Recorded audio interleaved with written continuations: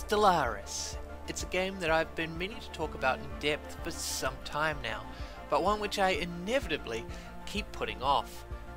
For the unaware, Stellaris is the sci-fi entry in Paradox Studios' stable of grand strategy games. You've probably heard of some of them, Crusader Kings or Europa Universalis. These are games which are famous for an almost nightmarish level of complexity, something which is incredibly daunting for a player who's new to the genre. But that complexity is not the reason that I've been putting off talking about Stellaris. Rather, it's a different habit that Paradox has when developing these strategy games. One of the things that I really like about Paradox games is their continual post-launch support. You see, quite often you'll see the base game version 1.0 released as a base, a jumping off point from which the game then is continually built upon and expanded with both free content updates and paid DLC expansion packs.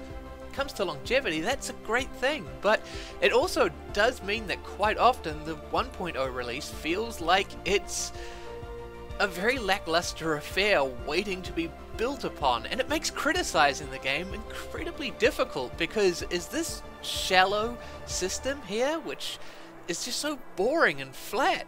Is that all there is, or is this just a base upon which Paradox is going to build something much more detailed and interesting?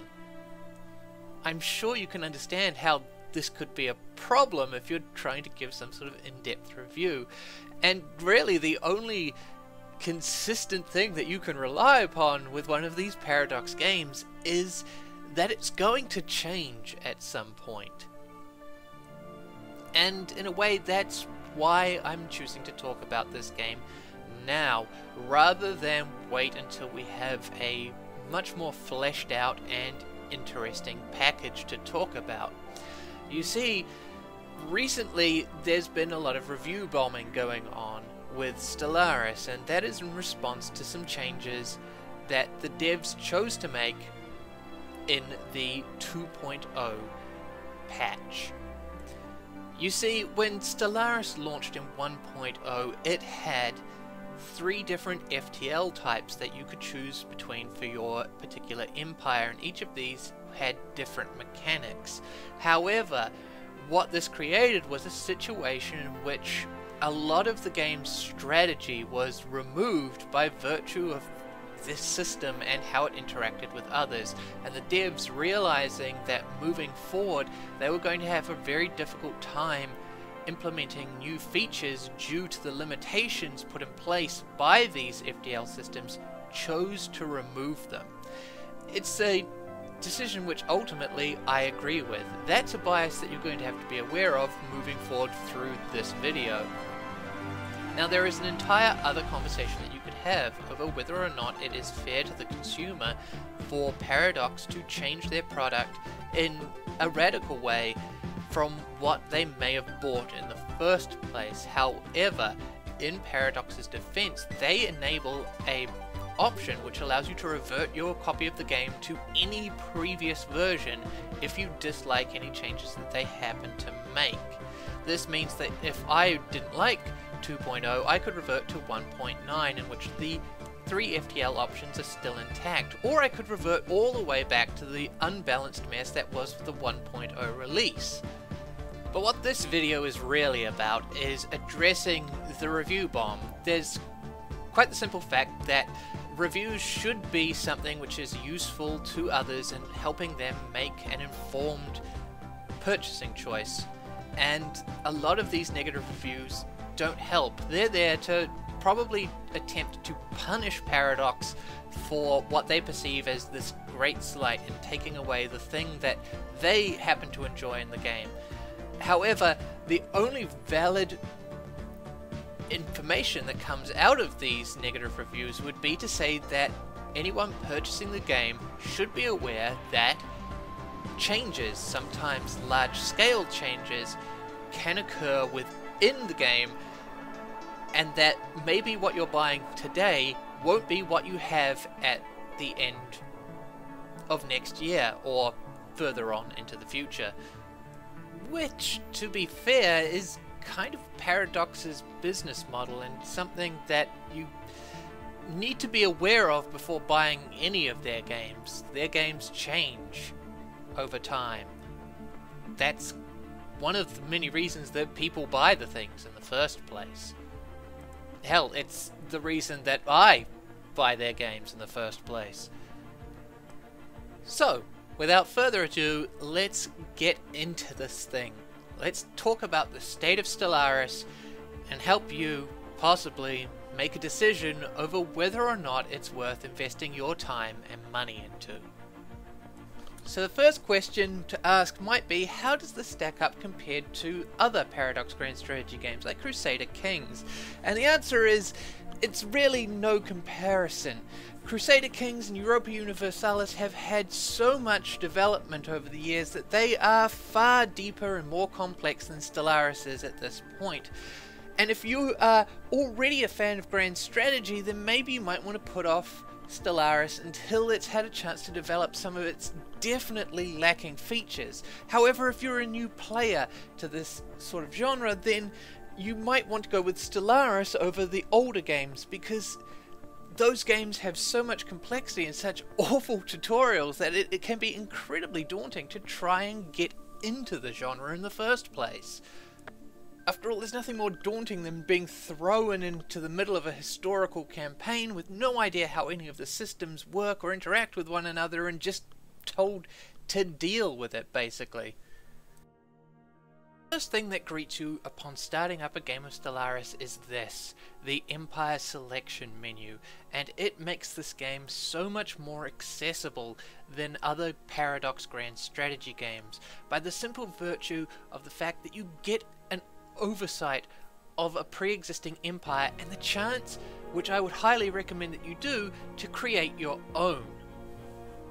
That has nothing to do with the pre-scripted empires. They're perfectly serviceable, but in creating your own empire you get an opportunity to look through the full list of features that can appear in other players' empires as well as AI empires, and get an understanding of what each of them do and what they mean and how they have an effect on gameplay, in a way that you just don't get to grasp with games like Crusader Kings, where you're simply thrust into the middle of an existing campaign and have to simply get on with it.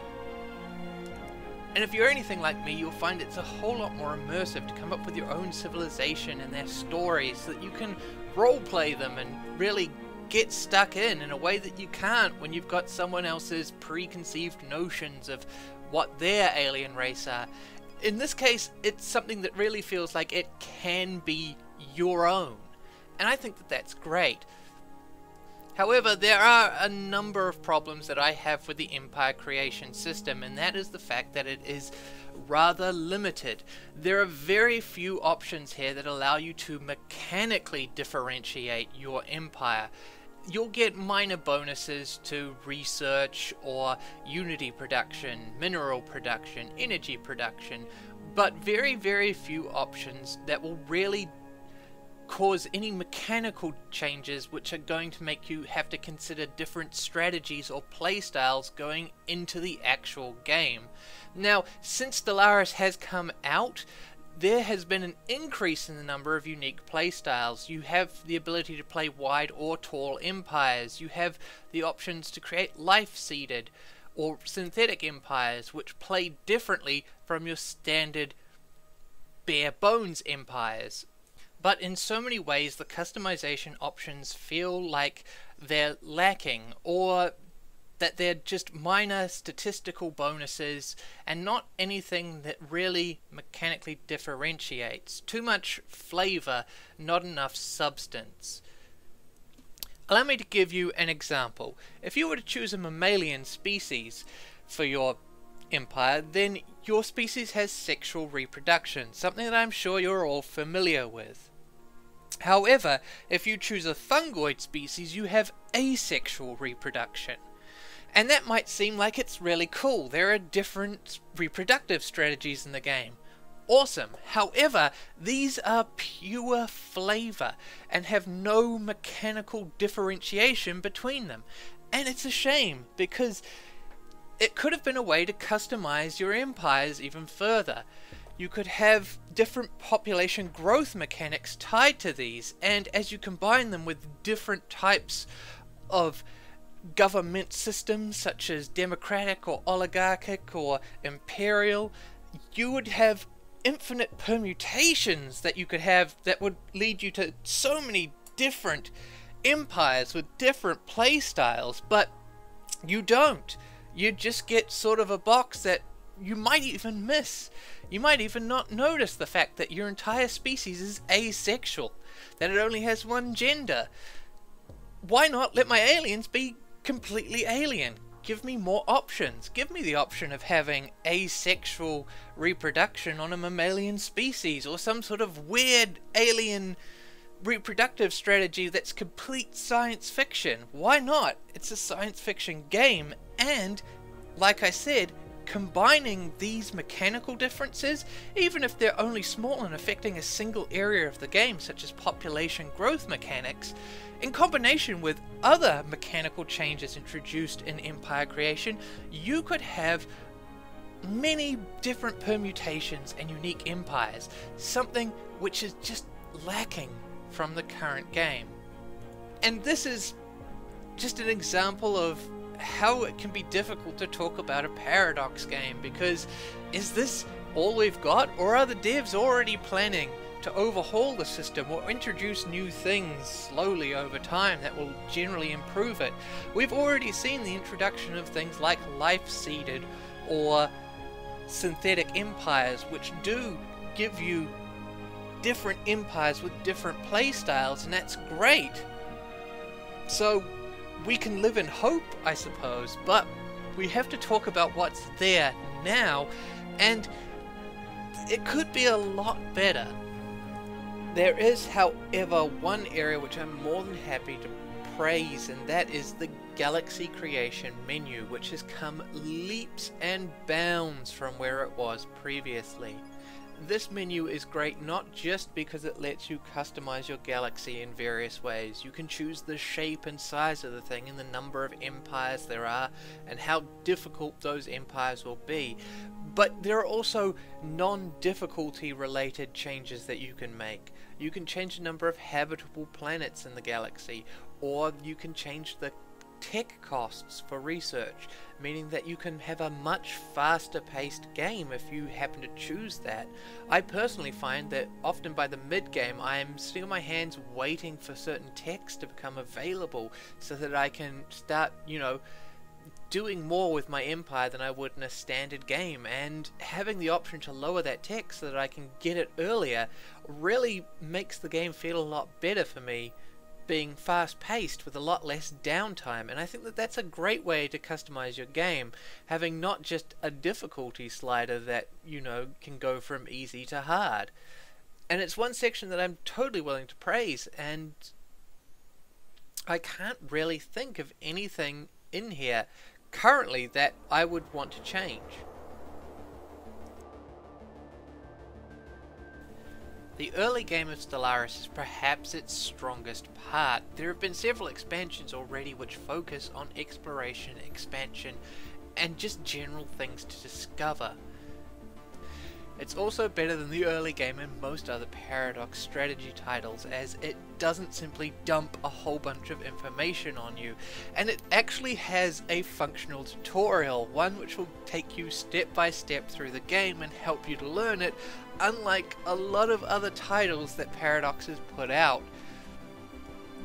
You begin the game in your star system view, looking at the full extent of your current empire, this one star system, and it is in the simplicity that the game really shines compared to the historical campaigns that Paradox is more typically known for. There's not a lot of pre-existing systems that you have to come to grips with before starting your game, and the game does a great job of walking you through each and every step. There are buttons hanging down which teach you basically, hey, click on me and welcome to the research screen. Nice and easy to see, isn't it?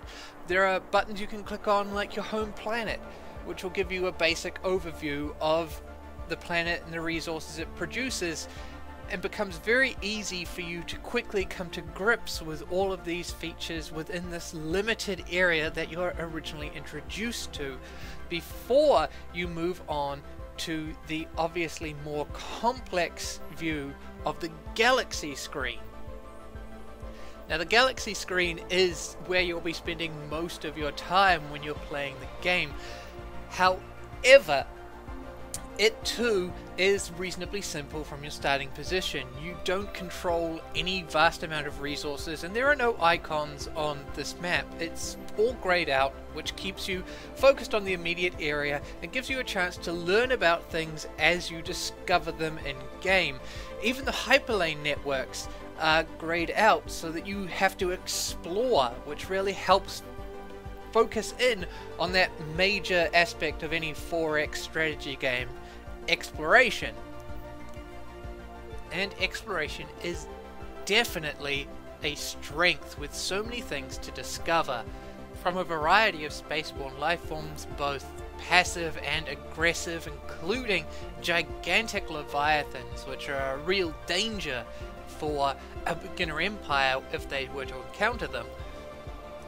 And these encounters aren't just flavor. They're not simply a passive, hey, there's some aliens flying around and they look pretty, or you can kill them. There's the option to gain certain unique research bonuses from conducting research on these spaceborne aliens, which is great. However, these are incredibly limited as well, and there's not really that much in the way of options. And once you get the initial encounter done, there's not a lot else to do with these alien species, and by the mid-game generally they'll be extinct, since other empires will simply kill them, especially the aggressive ones. And that's a real shame. Ideally it would be great if you could set up perhaps preserves or something for these species to thrive in, and this would give you better options, or perhaps more research opportunities with better tech and something to defend, a strategic resource created by these living creatures which you could breed and engage with. However, it's not in the game, and again, paradox. Is it going to happen? I don't know. But those aren't the only things that you're going to discover while exploring. There are always anomalies, which are basically, think Star Trek and the little things that they would encounter throughout space. This is what these are, and I love them for that reason. And you've got options when it comes to encountering an anomaly. You can take your variety of choices, and sometimes you'll get additional choices based on the ethics of your empire, giving you a unique option that another empire might not get. And some of these anomalies are lackluster. Obviously not all of them can be great. Quite a few of them come down to the fact that you're going to get some extra minerals or a little bit more research off of that asteroid that you just surveyed. Others, however, do give you better options and unique bonuses to your empire, or even technological upgrades, as maybe you discover a derelict ship and retrofit its engines into your own ships, making your entire empire better, either by getting a new tier of research unlocked or a passive bonus which is simply added to your empire. And there's even some which basically form themselves into quest chains, giving you the options of unlocking additional star systems. For example, the precursor quest chains, which will give you the home system of an ancient precursor alien race somewhere in the galaxy, which is inaccessible until you are able to discover where it is. Or, in the latest edition, the L cluster, a cluster of stars which is normally inaccessible until you're able to research your way into unlocking it and gaining access to its secrets. And so the anomalies are actually pretty great. I like them, and I can't really complain about anything major here. There's admittedly some of them which are a bit lackluster, but obviously you can't have every anomaly be a major event. Some of them do have to be just small little bonus discoveries that you can get as you go through the galaxy. And the only thing that I'd really like to see done with anomalies now is the introduction of maybe permanent terrain effects, you know, ion storms or other such physical anomalies that continue to persist inside a star system and maybe have some effect on that star system, the resources it produces, etc, etc. I think that these would be a great addition to the game and are probably the only thing that are missing from the current batch of anomalies. But obviously, exploration isn't the only thing that you're doing during this phase of the game. That other X comes into play, and that is expansion. And not only just in terms of your borders, although that is very important, but also in terms of the capabilities of your empire through research and a number of features which will unlock as your empire grows and expands. Mentioned earlier, you don't start off with all of your capabilities ready to go, but have to earn some of them through research. The earliest example of this being edicts. I actually like this feature. I think it's great. It means that you're not overwhelmed with a number of systems straight at the start that you've got to learn about, but rather as you unlock things, you're going to then learn about them piece by piece so that you're never overwhelmed by the sheer amount of stuff in the game. When you first click on that research option, you're going to look at it and go, what does this research do? Oh, it unlocks edicts. And once you get those edicts, you can then look at those and discover what they do, introducing you to a system rather than simply throwing you in and going, yeah, you've got edicts, you've got this, you've got that, you've got factions, you've got ascendancies, you've got traditions, go, go, go, you've got to learn all this stuff now. No, instead, slowly introducing it to the player makes it that much easier to learn and is that much of an improvement, again, over other Paradox titles. And there's a large number of systems that you're going to have to come to grips with as they slowly crop up throughout your game. One of the first is probably going to be the formation of a political faction. This is basically a political party and represents the internal politics within your empire. And this system is one of the most important ones that you're going to have to come to grips with, as this is how you generate political influence, the resource that you use to expand your borders, either through claiming unoccupied systems or by claiming other empires' territory. Now these factions are formed based on the ethics held by your populations, as each pop has its own ethic, and once a certain number of populations hold a certain ethic, they will form a faction. Now you can to some extent control which factions are going to form, and that is because the population ethics that your empire will have are based on the ethics that you chose at the beginning of the game. Important because the ethic will determine what kind of demands this faction makes.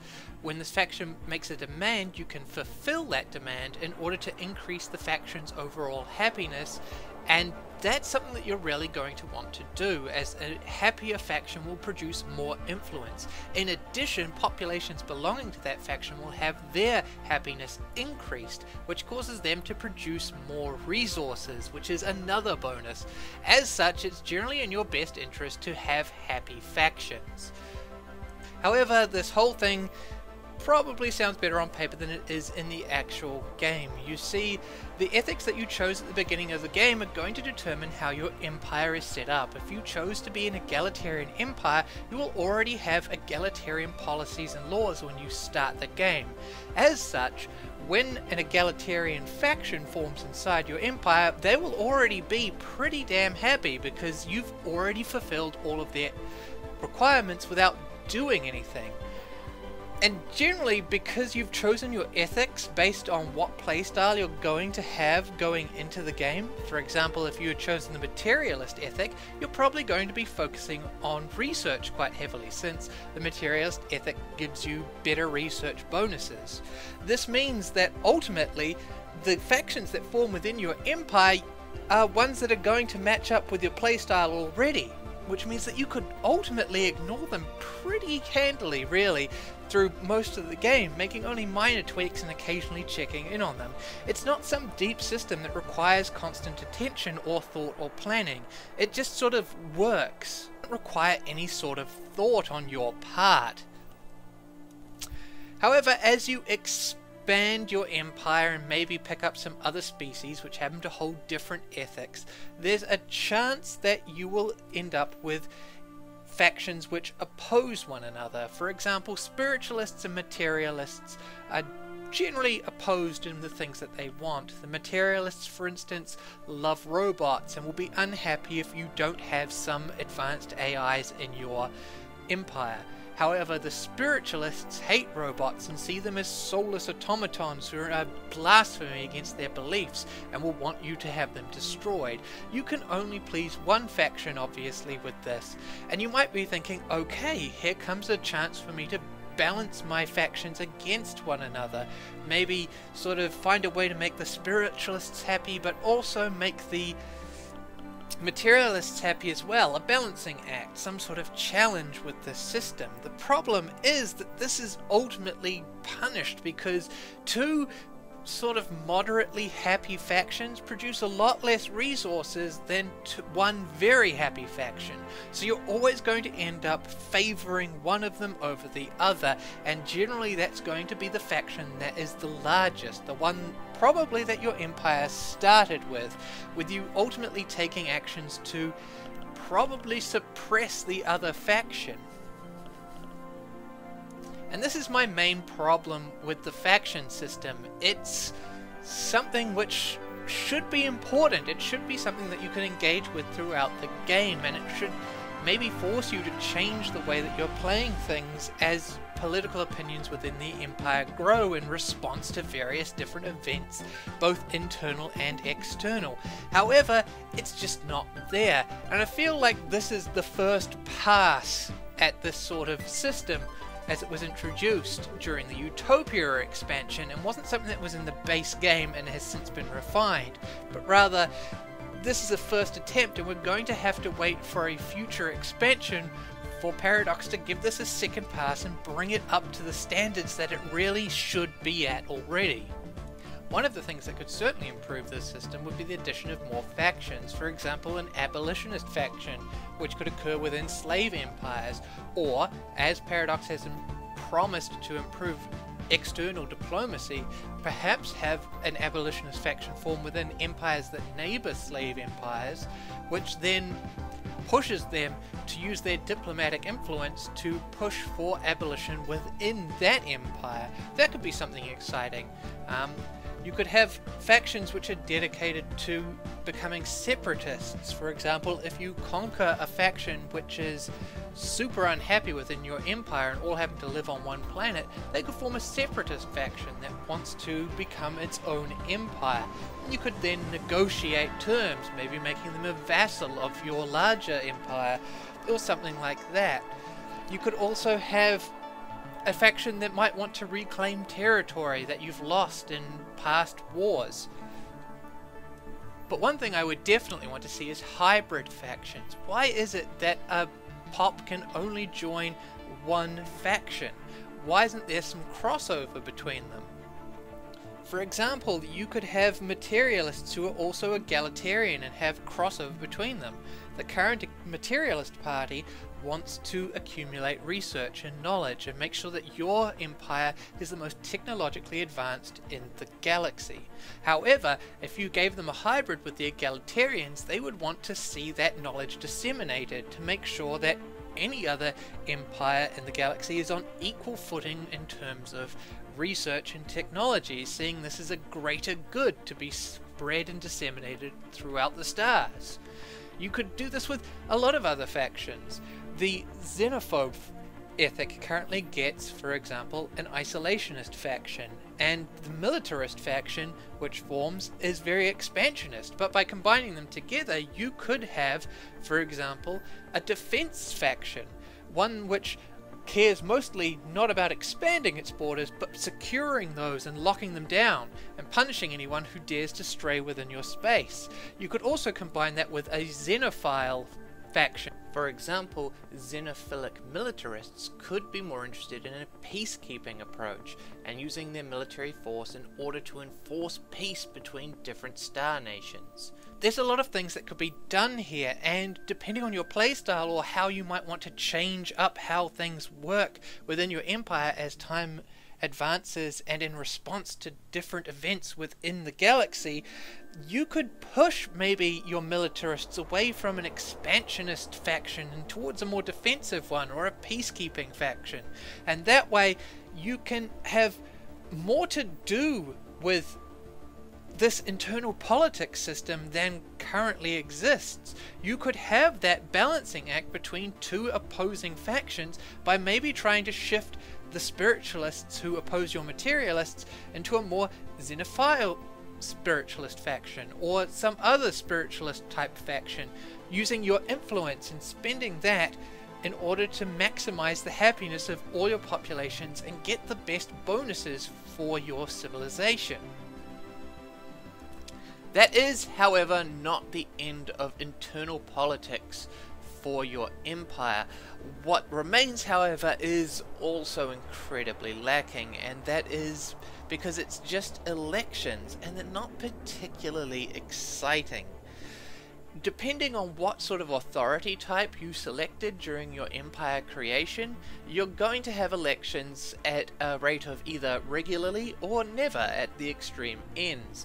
Democratic societies will have an election on a regular basis, whereas the imperial authority simply has a leader generated for you, ready to take over whenever your current leader dies of old age. And it's incredibly lackluster for the imperial side of things because there's no player involvement. It's pretty much an autopilot easy mode, and the imperial authority simply feels like it's there for more flavor than anything else. But you're not really missing out on anything because democratic elections are equally terrible. You'll be given a choice of leaders from the leadership pool of your empire. Your scientists, your admirals, your governors, all of them will be thrown into a little screen and given the chance to become the new leader of your empire. You can then spend influence in order to basically buy them into political office, or you can leave them to run and simply let a dice roll decide which of them is going to become your leader. This can be somewhat annoying at the early game phase because you can end up losing your best scientist to a new leadership role which you didn't want them in and they're not particularly good with. You see, each of those leaders has their own specific bonuses that they bring to a job, and sometimes your genius scientist is actually a really bad president and he keeps getting elected, and it's a shame because you'd much rather he obviously be working on research. There is, of course, also some crossover with the faction system. Each of your leaders within your empire, those governors, those generals, admirals, and scientists, will be taking a leadership role within one of your political factions when it spawns. And this means that if you have a limited leader pool, you can end up with some weird leaders running a political faction. Your military leaders might be running the pacifist faction. I once had a scientist who was an expert in computing and had built his own unique custom research AI join the spiritualist faction and demand that we outlaw all AI in the empire, despite the fact that he's our artificial intelligence expert. And he got the job because there was no one else available and it needed a leader to join that slot. And it's sort of like, why is this happening? But worst of all is the fact that there is no real crossover between these two systems. You have the leaders who are members of this political party, and on the election screen it will show that they are standing for the egalitarian equal rights party, or they're standing for the military expansionist party. But none of this seems to have an impact on their chances of winning if you simply leave them to their own devices. And having their party elected into power doesn't seem to affect any of the factions in any way either. It's really strange and lackluster, and it feels like it wasn't integrated properly into the entire system. You had the pre-existing election system which was in the base game, and when the expansion added in the faction system, it didn't bother to integrate the two together properly and see that they work together and synergize to create a far more interesting system on both sides. Instead, this feels like a first pass, and it's going to need, again, to wait for Paradox to get around to fiddling around with it and making sure they all work together and are part of a synergistic whole rather than separate systems that don't interact. However, it's not all bad news when it comes to the internal dealings of your empire. There is one last feature which we can talk about that was added alongside factions with Utopia that is good. And while it is in some ways still lacking and in need of improvement, it is one feature which has seen large-scale improvements and has continually gained new features with each subsequent update, and that is the traditions tree. This is probably one of the more interesting things that you're going to get in your game. Now, this entire system revolves around a unique resource called Unity, and Unity represents, well, the unity of your people. And you generate this through a variety of unique buildings, usually government buildings or monuments. And as you generate Unity, you get access to your traditions tree and are able to buy into a variety of different traditions.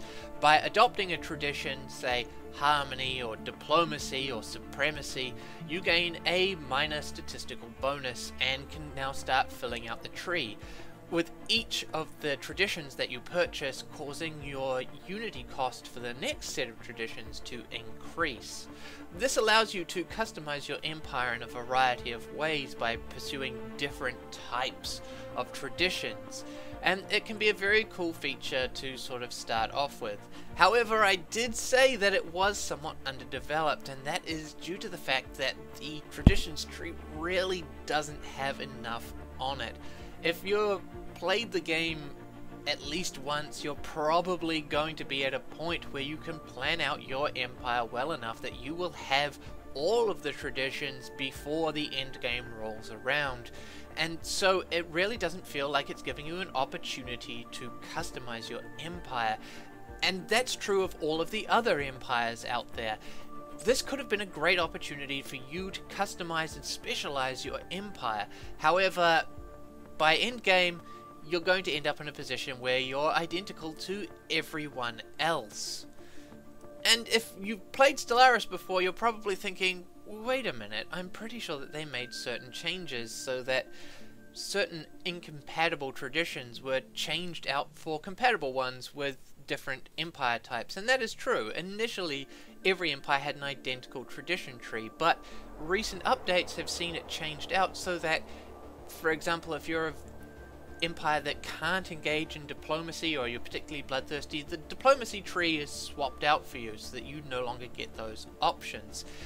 However, what has happened is in a lot of places it's simply renamed the tradition tree without really changing its functionality. That tradition tree is still going to give you a habitability bonus for this tradition. We've just changed its name so it's not about you being friends and diplomatic with various alien species and more about you using technology to get that habitability bonus. But in the end of the day, then it's really the same result. It's the same tradition, they just changed the flavor text on it. And while that's definitely a step in the right direction, I do think that there needs to be more differences in that tradition tree. This should be a way for you to customize and specialize your empire in a certain direction, and not have it so that your empire becomes homogeneous with all the other empires by the end of the game, which is basically what happens. By the end game, you're going to be choosing a bunch of traditions that you don't need or don't want and are never going to really benefit from, but you're choosing them anyway because there's nothing else left to take. Whereas if they had introduced a bunch of new traditions so that you had to pick and choose between them and you couldn't simply have them all, you could specialize, you could customize your empire in a way that no one else can customize their empire in. You know that maybe you've got this grand tradition which allows your military fleets to be that much better, and everyone else doesn't have that, but they've chosen a stronger economy. So maybe they can support and replace fleets in a way that you couldn't. And this sort of specialization would have been great, and it's something that is sorely missing from Stellaris. If you've played a few games, then you start to realize that a lot of your empires, no matter how well you've customized them, really do feel the same. And there is one area where this has been done correctly, and that is in the Ascension perks. You see, each time you complete a tradition tree, you gain the ability to pick an Ascension perk, and this is a game-changing bonus which introduces sometimes unique mechanics to your empire, and there's a wide range of them, so that you can't simply choose all of them. You have to pick and choose between them and gain that specialization. Maybe you want to take galactic force projection and increase your naval capacity by a massive amount so that you can simply field more ships. Or maybe you want to have it so that you pick up the Galactic Wonders perk so that you can build mega structures, build Dyson spheres, or the Voidborn, which lets you build orbital space stations the size of small planets. Cool stuff like this. Now obviously not all of these are winners, and there are quite a few of them which are very situational or less than exciting, and you only really take them if you're role playing. But obviously this is what we really want to see, not minor statistical bonuses which are the extent of your imperial customization. Who cares if you've got 5% extra mineral income? What's more exciting is stuff that gives you those major mechanical changes, allows you to do something that none of the other empires can do. That's cool. That's what we want to see, and this is the system that delivers that.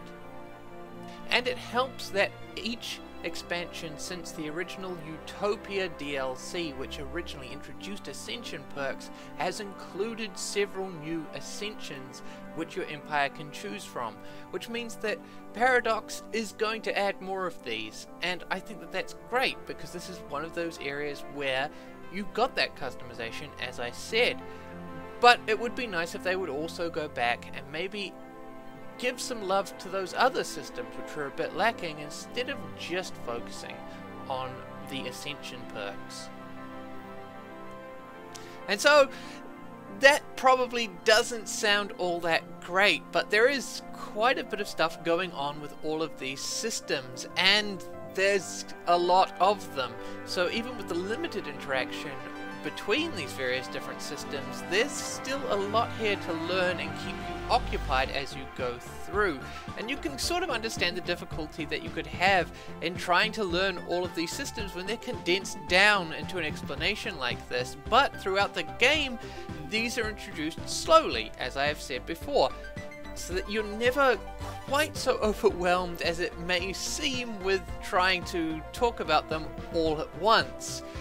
And so to get out of talking about these rather dull systems, which are simply pages and boxes of UI with various different options and minor statistical differences in them, let's talk about combat, because you're going to get into some combat pretty much straight off the bat with the introduction of pirate fleets. Now, as you expand in the initial game, there's obviously going to be a lot of empty space, and this empty space, these unclaimed territories, these have a chance to spawn pirate fleets. These are tiny little annoyances more than any serious combat challenge, and they're there mostly to sort of force you to expand your borders, or at least have some sort of security, push you to build a fleet, or maybe some sort of static defenses. But they also serve as an excellent chance for you to sink your teeth into combat early on and start learning about your various systems with your ships and how to counteract their fleets by having something nice and easy for you to start fighting before you get into the real meat of wars between other major powers.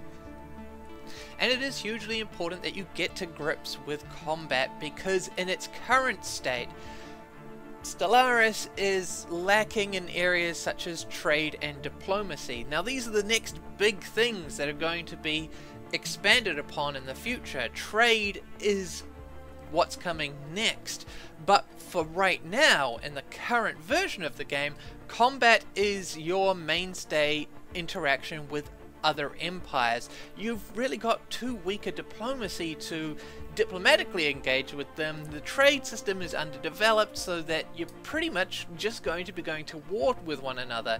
Even if you're not a particularly warlike race, you're going to want to have a large fleet to deter other people from getting in and taking your stuff.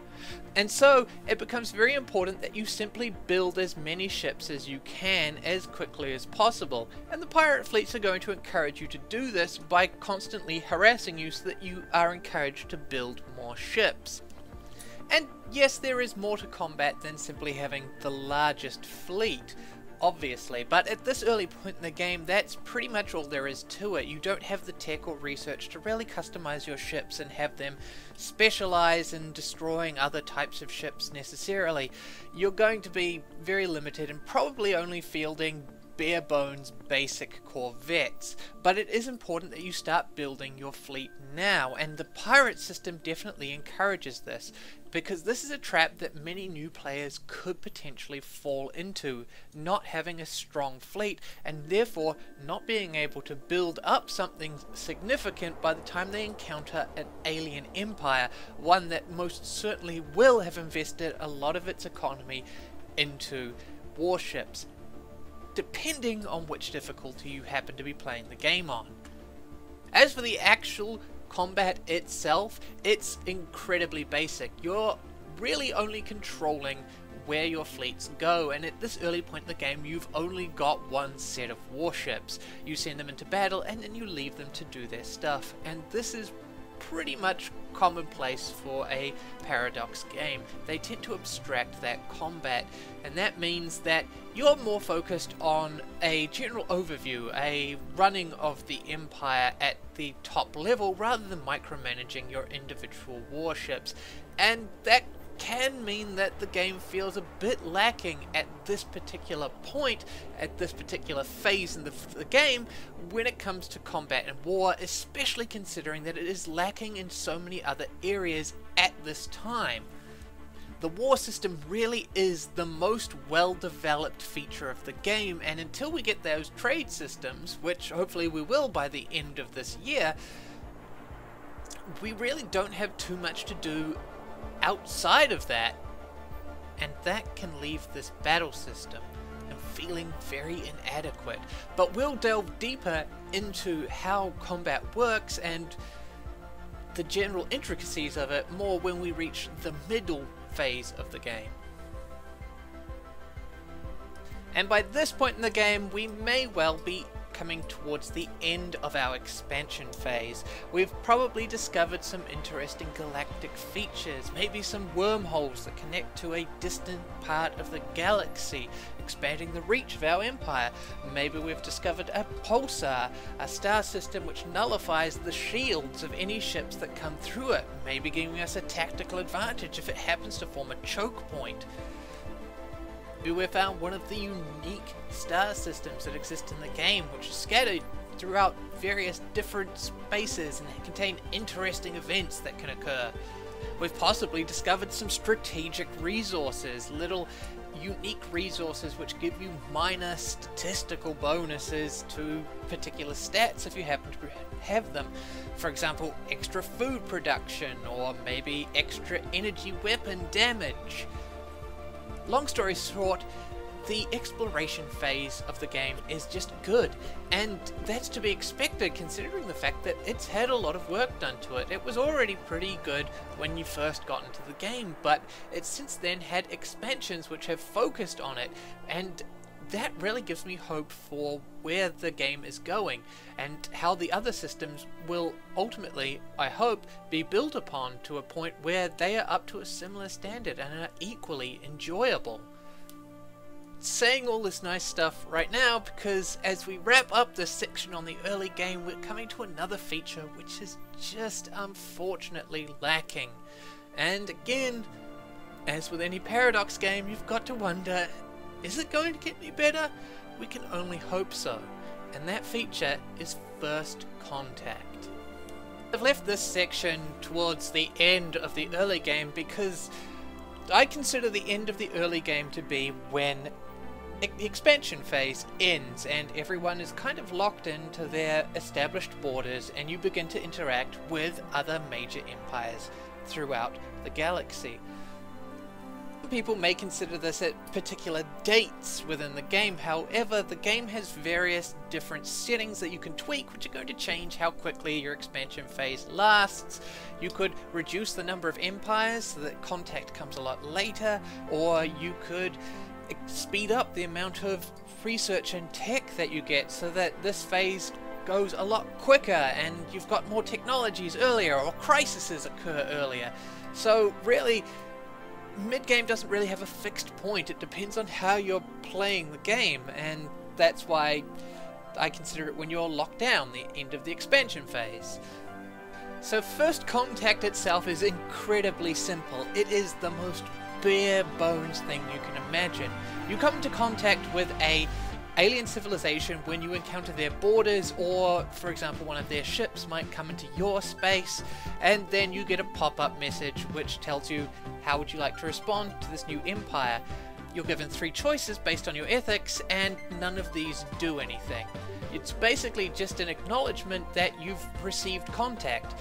After which point you immediately know everything about this alien empire. You know the relative strength of its fleets, you know the relative strength of its technology to your technology, and you know the full extent of their borders. In addition to this, the entire thing will snowball, because if you have contact with an empire that has contact with another empire that you haven't met yet, that other empire now gets contact with you as well, and so immediately the galaxy goes from looking very empty to suddenly being full, and you're locked into place, and it's time to start negotiating with the various other empires. And this first contact system is kind of weak, and hopefully it will be replaced. I don't see it happening anytime soon, maybe when we get our diplomacy updates, but ideally it would be nice if you could conceal information about your empire from an alien empire and had to engage in diplomacy in order to get information about their culture, their ethics, where their borders lie, etc., etc. A xenophobic empire might just want to show the fact that these are our borders, don't cross them, without showing the breadth or depth of them, without letting you know how strong they are militarily, without letting you know that they hate you because you happen to be of an opposing ethic. They're going to keep secretive, and maybe some of those empires, if they're particularly friendly, might freely reveal information. But you could create a mini-game out of this, where you're trying to determine what information to reveal to them in order to get them to reveal information to you.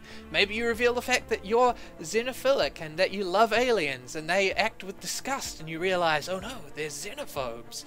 And that sort of thing. This could be an interesting phase of the game as you establish yourself. You don't necessarily know where you should be putting your star bases and deploying your fleets. Is this alien empire on the western border, is this going to be a friend, or should I start building up a military depot on their border so that they can't get into my space? That sort of thing. It could add so many more options, and it would certainly give you something to do during this particular phase of the game. So the mid-game begins, and by this point our borders are largely established. Exploration, expansion, that's a thing of the past. Now it's time to start interacting with foreign empires and establishing relationships, as well as consolidating the territories that we already hold. And there's some good stuff here, but there's also plenty of, let's not call it bad, but lacking features in this particular area of the game, and that's unfortunate, as we will see. So let's talk about diplomacy. Obviously we've just covered first contact, and now we can begin to engage diplomatically with various other empires, and this system is incredibly basic. There are basically 2 numbers that we have on the side of our diplomacy screen. One is the trust that the empire has towards us, and the second is their attitude towards us.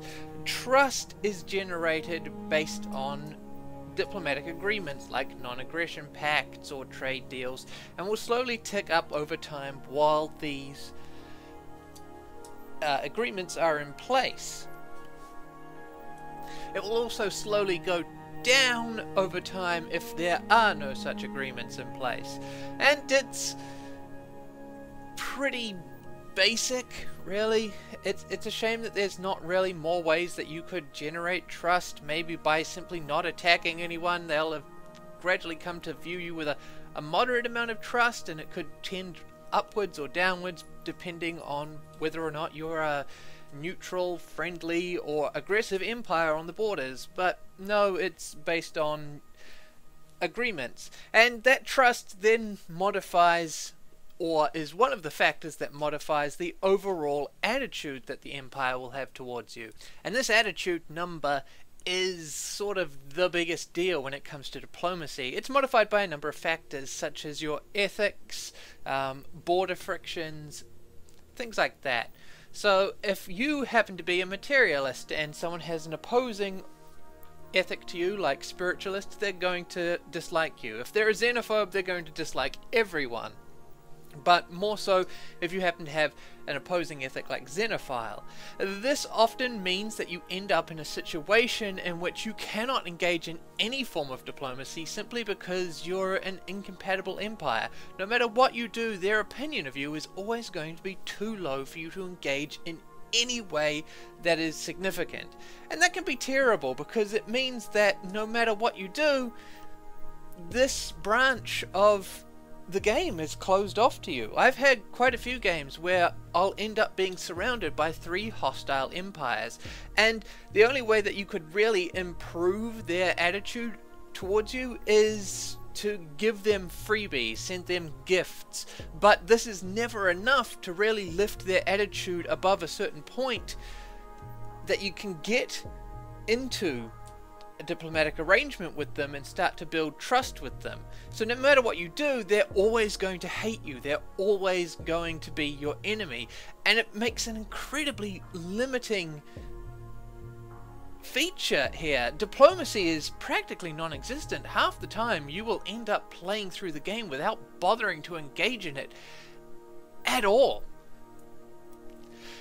And that's all really bad without even bothering to go into the actual diplomatic options that you have currently in the game, and they are incredibly limited. You've got some basic stuff along the lines of defense pacts and non-aggression pacts in which you agree not to attack someone, or they agree to help defend you in the case that an aggressor attacks you. You've also got direct resource exchanges where you can send them some energy, they send you some minerals or food or whatever it happens to be that you're looking to exchange. And then there is research agreements in which you get a discount for your research costs if they have already researched that particular technology. And that's about it. There's so little here, and if you're not going to engage in diplomacy, then you're not really losing out very much. And if you happen to be engaging with an empire who dislikes you or is aggressive, then your diplomatic options are basically non-existent. There's nothing here because the other systems are so underdeveloped that you can really do to influence other empires. And that's a shame, because it would be interesting if we could introduce things like tariffs or sanctions or, you know, blockades on trade routes as they pass through our territories, or if we could request that they demilitarize a particular section of their border, maybe push back and say, look, we don't want you having a military staging base right there in the neighboring star system. Please move it back a bit further. Things like this would be really great to have, but unfortunately the pre-existing systems that these would need to have in order to exist aren't there yet. Now, I have mentioned obviously that we are expecting to see an overhaul for trade and economy, and maybe with that we will start to see the ability to influence things through trade, such as Ava mentioned, tariffs or sanctions. And that could give us some way of interacting with enemy empires as well as friendly empires, which is a much needed thing, and definitely why I'm excited to see that the Stellaris developers have chosen to go with trade before they've gone with diplomacy, despite the fact that diplomacy obviously needs a massive overhaul. I'm hoping that by pushing it back a little bit further, we'll be able to see a richer and more developed system when we finally get round to the diplomacy overhauls. However, as it is, what's there is... if it wasn't there, half the time you wouldn't notice, and that's a real shame. So, if trade and diplomacy happen to be particularly weak to an extent where they're practically non-existent, what is there left for us at this point in the game when the exploration and expansion phases have really come to an end? Well, we do actually have three things that we can do. The first of these is going to be consolidating our hold over our particular territory in space, and the game has greatly expanded our ability to do this, to build up our own territories, with the introduction of things such as galactic wonders in the Utopia expansion, the introduction of gateways and wormholes and star bases with the Apocalypse expansion. These really allow us to customize our space, to build massive structures out there and specialize them, whether we're turning our citadels into anchorages to expand our potential naval capacity, or if we're building defensive structures along our borders to secure key systems at various choke points. There's a lot here which we can do, and a lot of it is great. There's some tactical decisions to be made. It's not to say that there's nothing that could be expanded upon further here. Definitely with expanded trade we'll hopefully see trade routes and the ability to build trade infrastructure rather than simply military ones. But while the lack of these features is certainly a problem, what we do have is still pretty good. And while it is largely military infrastructure, it is something that is going to keep you occupied. The way that the galaxy is generated in Stellaris is typically in clusters of stars interconnected by various hyperlanes, and at various points there will be single small branching pathways which connect to other clusters, and these provide us with choke points which we could use to hold off enemies with strong defensive positions. And of course there are other considerations, like where to put things like anchorages. Maybe you want to put them out of the way in some little dead end corner of your empire so that invading forces aren't necessarily going to capture them on the way to attacking your capital or your major colony worlds and shipyards. Maybe you want to think about where you're going to put your shipyards. You don't want them to be too close to the front in case they get captured and destroyed before you end up getting your reinforcements out of them. You might want to put them back a bit or somewhere. You definitely want them to be close to the front so that you can reinforce, but not so close that they can be captured. It's little considerations like this that are the things that I probably most enjoy about this development phase, building up my empire and its infrastructure, where to put things in sensible positions. And this system only really works due to the fact that there have been changes to Stellaris, things like the FTL reductions. In early Stellaris games, you had the ability to build static defenses and strategic systems, but none of them really mattered because other FTL types, wormholes and warp drives, didn't have to pass through enemy systems on their way to whichever system they were targeting, and as such you could simply send your fleets over or around any important defensive structures.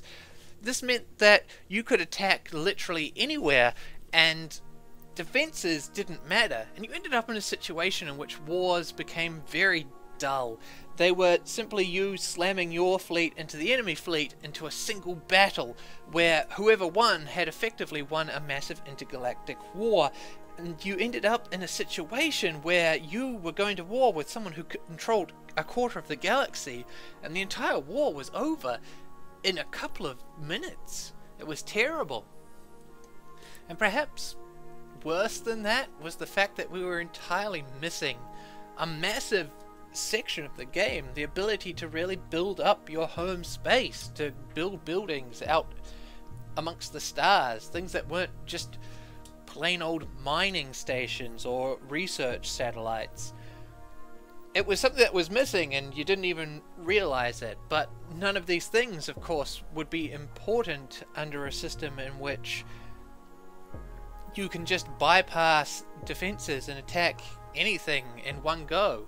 It was kind of dull. There was no consideration about how to deploy military assets in your space, about where to build defenses, because no matter where you built something, the enemy was just going to avoid that and go somewhere else where those defenses weren't. And removing these extra FTL types allowed for other sensible positions to be taken up. For example, in the older versions of Stellaris, when you were at war with someone and you happened to claim one of their star systems, it was sort of in limbo until the war ended and you could formally enforce that claim. It meant that all the resources that were being produced by that planet, well, you didn't get it despite the fact that you had the occupying force. And that made sense, because in a system where you claiming a system gives you control of the resources that that system produces, this would create massive problems if your enemy builds Dyson spheres or science nexi, because again, you could simply attack straight into that system and claim it, and then it's yours. And how do they defend that system? Not very effectively. They can't build defensive positions around it. You're just going to go around those. In this way, the game is just generally improved overall, with lots of little things which weren't really possible before with these extra FTL systems now being possible, and making the overall systems feel better. War is far more enjoyable now than it has been in the past. And speaking of war, let's speak of war. War is one of the most important aspects of Stellaris. Obviously, it was going to have to be. If you have no trade or diplomatic systems in place, then you need some way of interacting with other major empires within the game. There's got to be some substance in a game about empires after all. And the war system is handled in real-time battles. However, unlike your other typical real-time strategy games, there's no micromanagement here in Stellaris, and that can often end up throwing people off, thinking that the game has very little depth. But it does have some depth. Perhaps not as much as I would like, and I think that there are compromises that could be made within the war system as it exists that could greatly improve it. But Paradox has never been one for micromanaging battles and tactics. This is not Total War, this is not Age of Empires, it's Stellaris, it's Paradox. And that generally ends up meaning that you're taking a less direct hand in combat situations. You're going to simply choose where to deploy the fleets and then leave them to it. But that being said, there is still tactical options to be thought about here. It is not quite as simple as slapping two fleets together and letting the biggest one win. And like every other system in Stellaris, this one starts off being relatively simple and then builds up over time, again giving you a chance to learn as you go rather than simply deep diving you straight into an established system. You start the game off with some corvettes. They're basic ships and they really have basic armaments and nothing else. Everyone else also starts off in the same position, and you can then research further advancements in weapons and defensive technologies which you can then put on your ships in a modular fashion. And this ship design system works quite well. It lets you customize different ships for different roles. You could turn your corvettes into torpedo boats where they close to close range and then fire high damage torpedoes into the enemy, or you can have them with longer range weapons that they start to engage at mid-range. And each weapon has its own strengths and weaknesses. Maybe it does more damage to shielding, maybe it does more damage to armor, and by using this we can customize our ships in order to counteract other ships. Maybe I want to have high armor because I know that my enemies fleets are equipped with energy weapons that do bonus damage against shields, so they'll be weak against that high armor ship.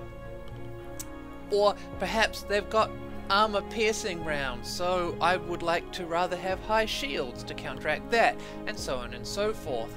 And that's really where the depth of this system comes from. When it comes to battles, it's not just about having the biggest fleet, because while that is important, you've also got to have ships which are designed to be able to handle the situation they're up against.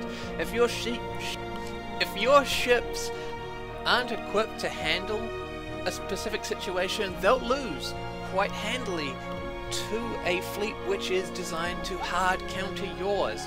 Yeah, you've got more ships, so you'll do some damage at least, but what's more important is having ships for a given situation. And yeah, it sounds good. It sounds like there's some depth there, and there is, but it's not without its flaws. And there are quite a few of them. The first one relates in many ways to the research system, which is randomized. You don't get to choose the path that your research follows in order to grab techs in a certain order. You have to get precursor technologies in order to get the more advanced versions of them, but ultimately what you get is randomly rolled. And during the early phases of the mid-game or early game where you're engaging in first contact and starting to have your first conflicts, it can put you in a situation where you simply haven't had the research that you needed pop. I've had situations where unfortunately I've encountered a hostile enemy early on and they've decided to go to war with me, and I don't have ships that can counteract them. They're using a lot of energy weapons that pierce armor, but I haven't had good shield techs pop up yet, and I haven't had any weapons that will help counteract their own shields pop either, and this can put you in a bad position early on, one which you have very little control over. Thankfully, this is something which will gradually fade away over time, and if you're diligent in maintaining your fleets, you'll never end up in a situation where another empire aggresses against you, because they will simply measure their fleet's capability relative to yours rather than thinking about how their weapons and technology counteracts your fleet. They'll look at you and say, hey, I've got 10 ships, you've got 10 ships, we're equally strong, without considering any other factors.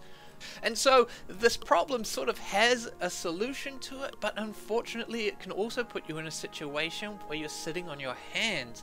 Maybe you'd like to go to war with this other empire, but you can't because all their ships counter yours, and you've just got to sit there and wait for the specific technologies to come along, at least in the early game, before you can get anywhere. But chances are you're not going to be in a terrible position when it comes to the random rolls that you suffer from your research, and you will be able to build a jack-of-all-trades ship. Something which, while it's not particularly strong against anything, it's also not particularly weak against anything either. And unfortunately, this is something that I find tends to happen with my ships. They end up being jack-of-all-trades. And this is due to several systems within the game. Number one is the lack of any real espionage or spying ability on the behalf of our empires. We can't really look across at someone else's ships and see exactly what technologies they're using. I can't look across and see, are you using a lot of armor or shields? It's something of a problem, because how can I design my ships to counter yours if I don't know what you're using? And quite often, by the time that you get involved in a battle, you're already engaged. You don't have time to fly your ships back to the shipyards and refit them. They're already under attack. It's time to go and fight now. So you do. And in that situation, you're always going to tend towards ships that can handle themselves in any situation. There's also the fact that quite often you're not going to be fighting a single empire alone. You're going to have to fight multiple enemy fleets at the same time, or on different sides of the empire if someone else invades you from the other side. And that means that you can't simply design your ships around countering that guy's fleet, because the other guy's fleet is a completely different composition, and you need to counteract his ships as well. So better off to have ships which are able to handle themselves in any situation. Once again, there's also the doom stacking problem. This is something which Stellaris has been attempting to address, and they've come at least some way in terms of addressing it. What is doom stacking? It's basically where you stick all of your ships into a single fleet and then slap them together in the hopes that your overwhelming numbers are simply going to outdamage anyone else's. In earlier versions of Stellaris, this worked incredibly well, to the point where you didn't bother to really think about counteracting someone else's fleet, so much as just having a lot more ships than they did. Now, since the Apocalypse update, this has been changed somewhat. And this mostly exists in the form of a fleet command limit. This was introduced to limit the size of fleets, as the name would suggest. You're only allowed a certain number before you can't go any higher, and you have to create a second fleet. But you can constantly expand the size of that fleet through tech. And this means that quite often, especially early and mid-game, you might not need to split your fleets, because you could put all of your ships into a single one, and that single fleet is always going to be better rather than having two weak fleets. It's always better to have one strong fleet, especially given the way that, at least in my experience, the AI designs its ships. It's not typically going to go for a highly specialized design. It's going to use whatever it has at hand tech-wise, but typically it's going to be a mix of shields and armor, a mix of kinetic weapons and energy weapons, and so your jack-of-all-trades ship is what it's going up against, and it doesn't really have specific weaknesses to be exploited. And so the real way to engage in these battles is to simply field a larger force, to have the numbers advantage. And in some ways it feels like the game is still very much how it was before, with these minor tweaks not really working out that well. But that's not to say that there are no reasons to have multiple fleets. Obviously, since the FTL changes have taken place, it takes longer for ships to travel across large areas of space. This means you can't rapidly deploy a single clump of ships to anywhere in your empire quickly. At least not until you've got the technology and resources to start building a gate network. This means that you're probably going to want to have secondary fleets in trouble areas in order to quickly respond to an alien invasion force showing up, rather than keeping them all in one place.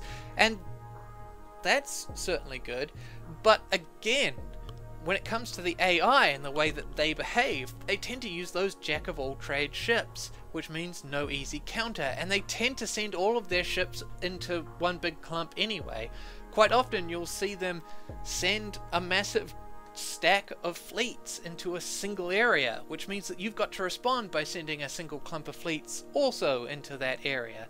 This is particularly prevalent in games in which you share a border through a choke point. There's only one route that they can attack you through, so all of their ships come through that area. It's kind of a pain in the ass. Now, I'm not completely dumping on this system as having achieved absolutely nothing. In games in which there are fewer empires on larger galaxy maps, quite often you won't encounter enemy empires until they're already largely established, and you'll have spread your borders a bit thin so that there's multiple access points. This means that having multiple fleets becomes far more important in games like this, so that they can invade through multiple routes, and the AI generally will attempt to, rather than stacking all of their ships into a single place. And it gives a feel of what the war system could be, and genuinely, these are enjoyable battles where you've got multi-front wars that you've got to deal with, especially when you've got the infrastructure to deploy and reinforce your fleets through various different points. Suddenly this becomes exciting, it becomes interesting, and that was something that we only saw previously in events like the War in Heaven event. But still, too often it feels like the war system just isn't living up to its full potential, that it's overly simplistic. And I understand that Stellaris is never going to have deep tactical battles. They don't want you to have a lot of micro going on when it comes to fleet combat.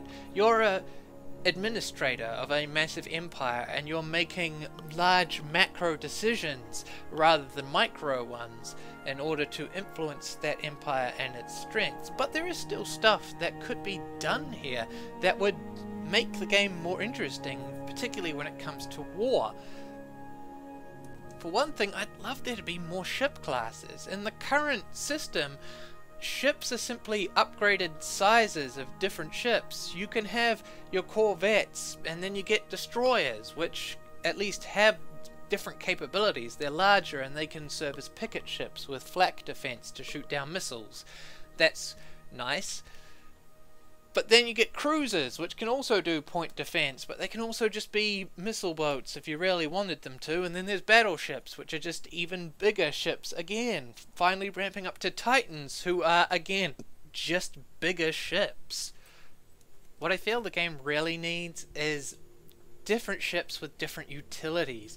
What if certain ethics got access to martyr ships? These ships are lightly armed, but when they close and are destroyed, they detonate themselves, dealing damage over an area. This would be a good way to counter corvette swarms. You could have sniper ships, ships which are basically just a single long-range weapon that fires slowly but over a large range. Set them up on the edge of a star system you know the enemy has to come through, and they're going to bombard it until something can close in and destroy them. How would you respond if I mixed those two ship types together?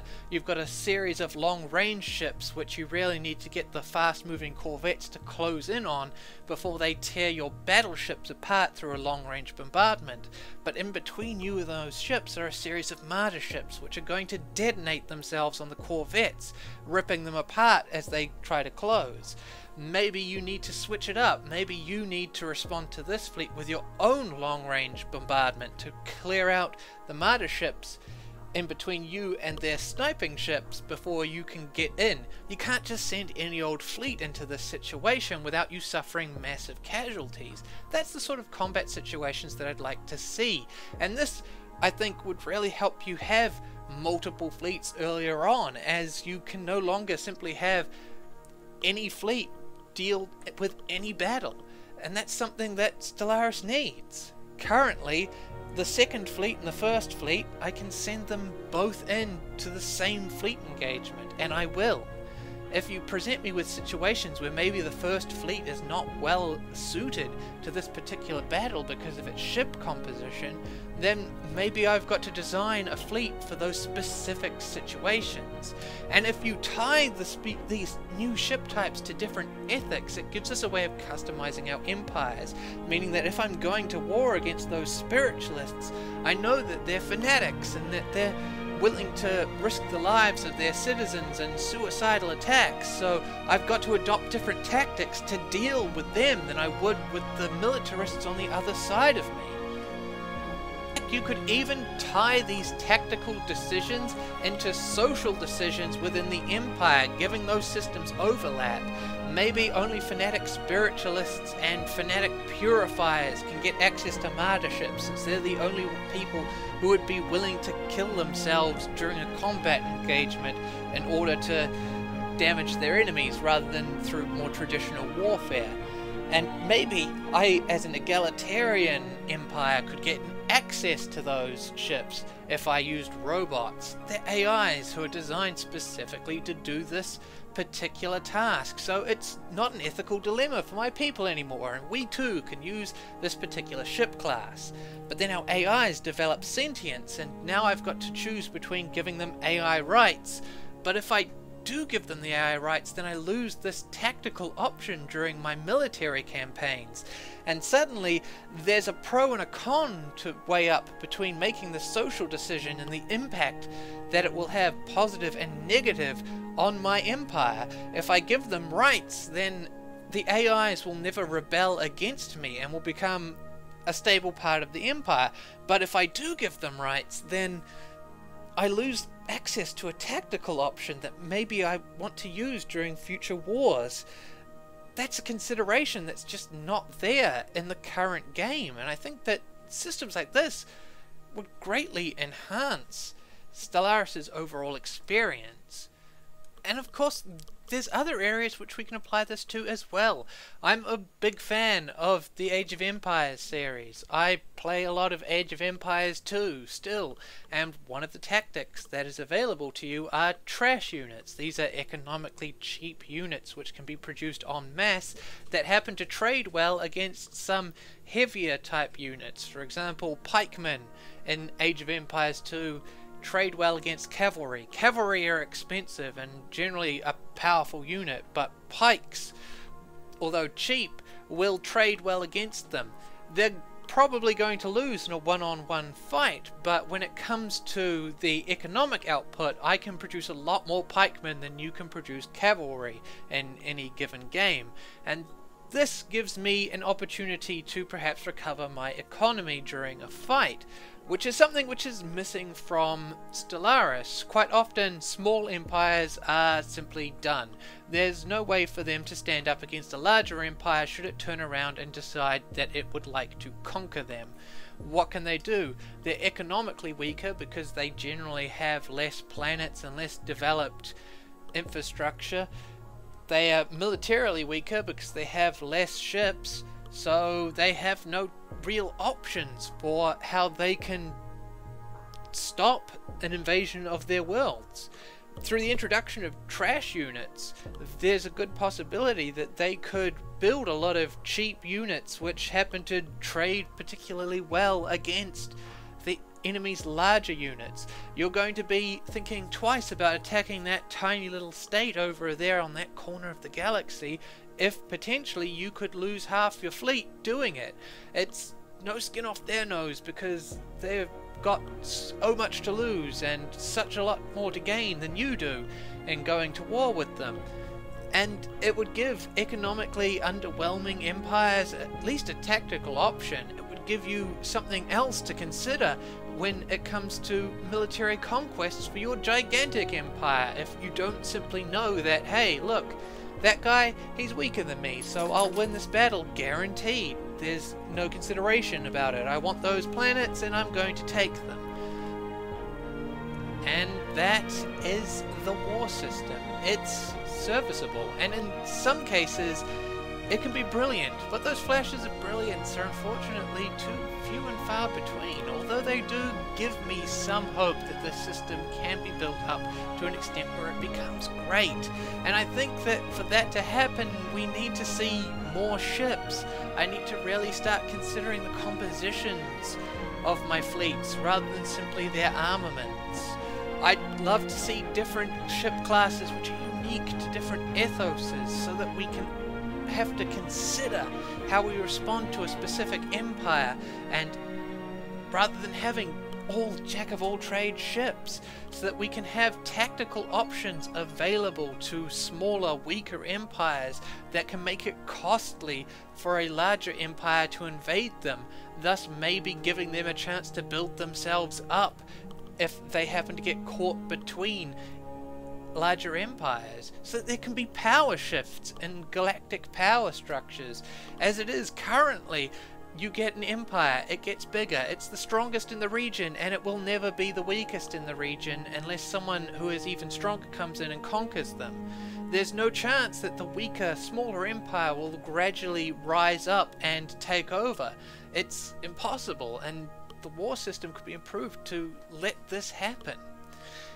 And already we've seen some utility ships appear in the game. In fact, not many, there's only one. It's the Colossus. It's a planet-busting weapon that's really useless in combat.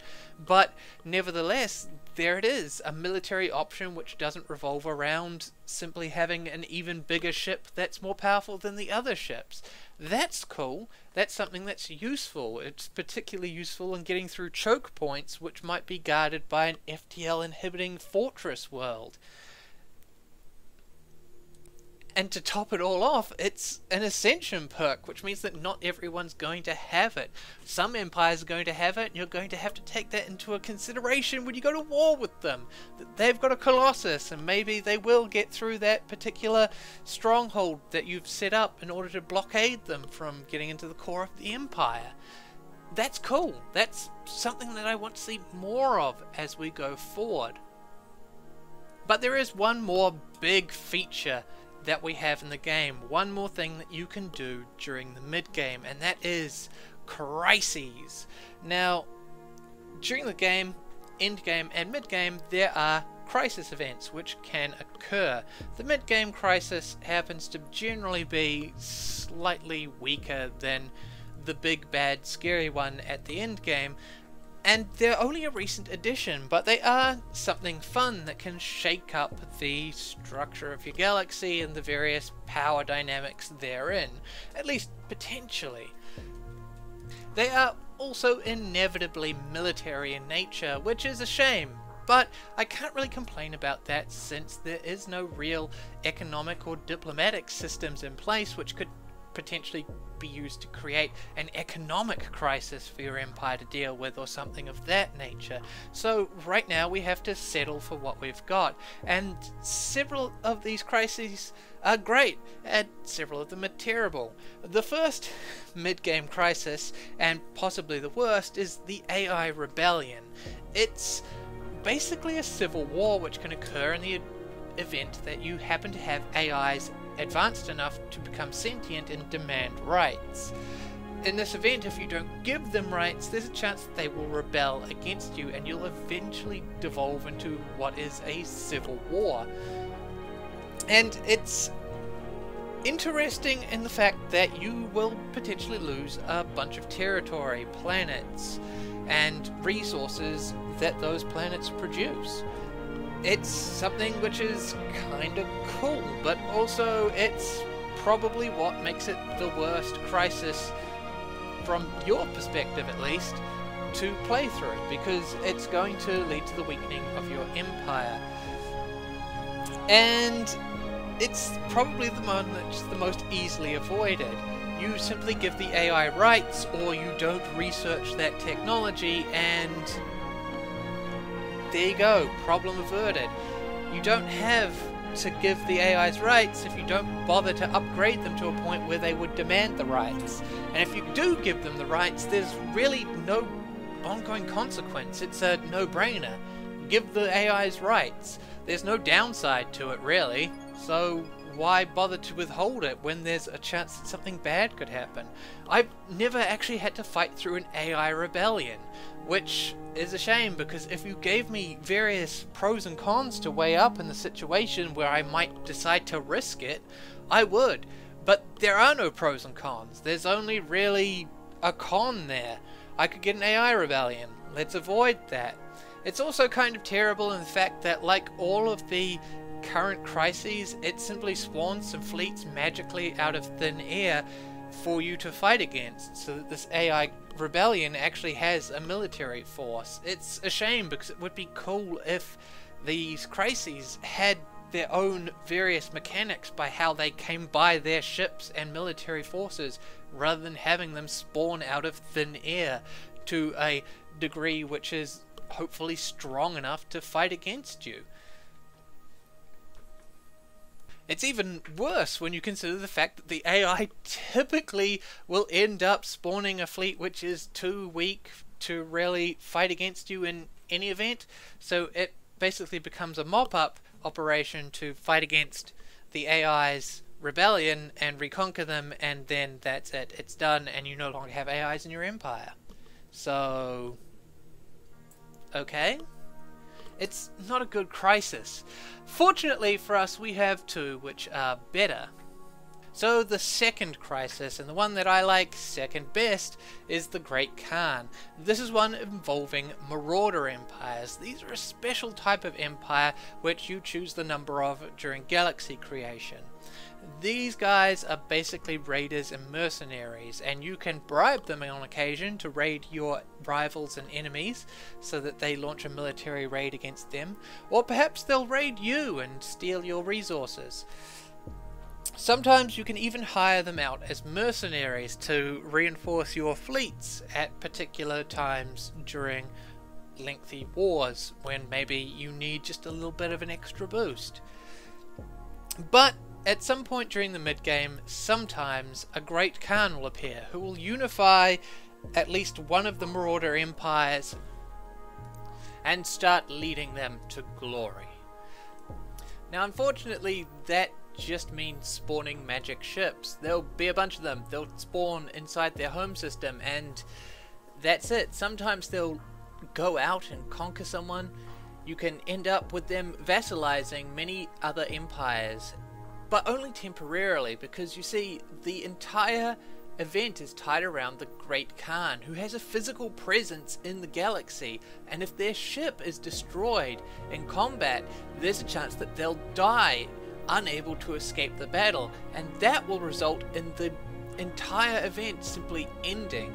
Any vassal states that they have conquered will immediately become independent, and then the Marauder Empire simply becomes a regular empire, losing any of the various abilities that had made it special in the first place. Now, this event is cool in the fact that it can shake up the local politics, but it's lacking in other ways. Namely, it's incredibly localized. If you happen to be close to the borders of the Marauder Empire, then sure, if they go Great Khan, they're going to attack you and you might have some trouble. But there's also the chance that, hey, I just built a massive defense force up on the borders and I sat them there behind a citadel, and that was the entirety of this crisis dealt with. In the event that you were to surrender, you've got an equally boring event going on. I ended up surrendering to the Great Khan just to see what would happen, and all that happens is that your home system is occupied, and again, magic ships spawn into your system on a regular basis to prevent you from simply retaking it in a rebellion. And a rebellion isn't really feasible anyway, because if you're weak enough that you had to surrender to the Khan, you're probably not going to take your home system back by the time that the Khan dies of old age, which they do, and allows you to simply reassert your independence that way. Now obviously, not everything's terrible about this, but there's still a lot of stuff that you could do to improve these crisis events. And I think the one thing that bothers me the most is definitely magic ships. It's kind of weak that ships just spawn out of nowhere and will continue to do so in order to keep the crisis event going. It might take some rebalancing work, but you could introduce unique mechanics to any given crisis event in order to make sure that they're interesting and to help differentiate them from one another, rather than having them all simply be and then a big fleet spawns. With the Marauder fleets, I think that this could be done quite easily by using their raiding mechanics. You start them off in their home systems and they will raid neighboring empires in order to get their hands on resources which they will use to expand their power base.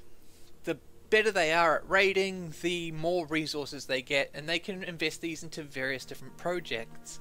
One thing that I would love to see them get is their own megastructures. These are not common planetary system dwelling aliens. Marauder are purely spacefaring empires. They live on giant space stations, so obviously they're at least fairly technologically competent, and it wouldn't be beyond expectations for them to have built megastructures perhaps in the past and just failed to maintain them.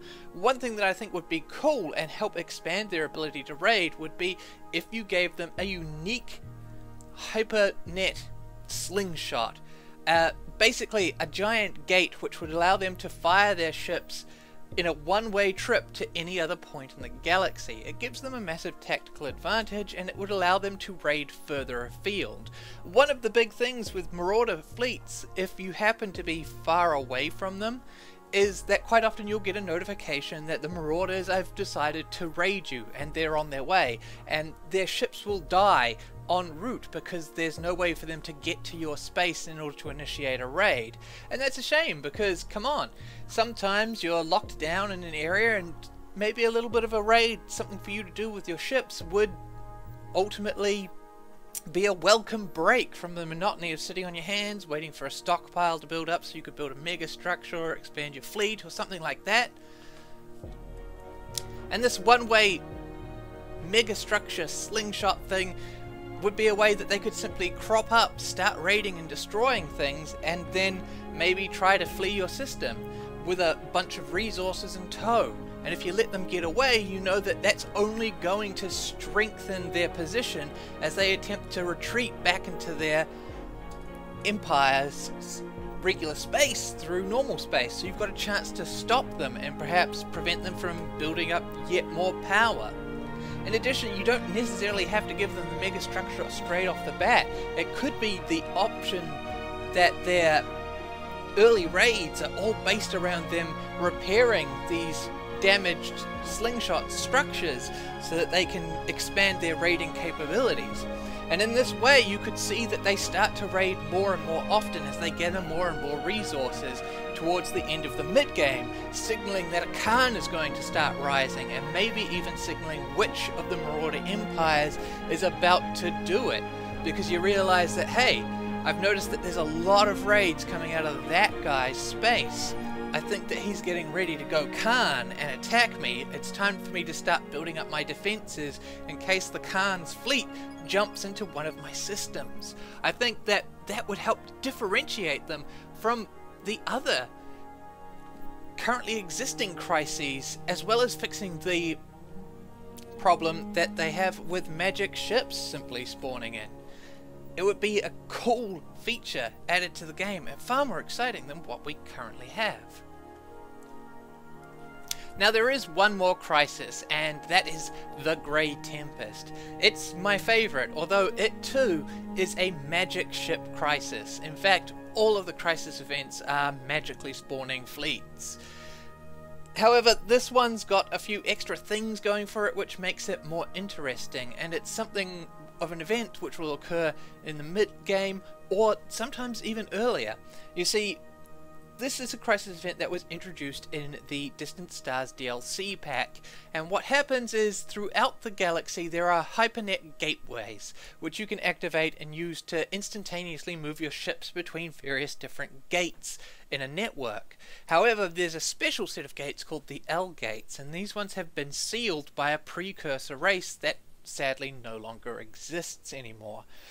Now, as you go throughout the galaxy exploring, doing various tech and research, you'll uncover artifacts or insights into the L gates and what keeps them shut and why they were sealed up. And this will enable you to eventually open one of the L gates. Now, the cool thing about this is it opens your way into the L cluster, a cluster of stars outside of the galaxy, and lets you possibly expand your empire out there. This gives you a massive technical and tactical bonus due to the fact that the L cluster contains unique resources which will bolster your ships, and it gives you access to the L network, allowing your ships to rapidly deploy to other L gates throughout the galaxy.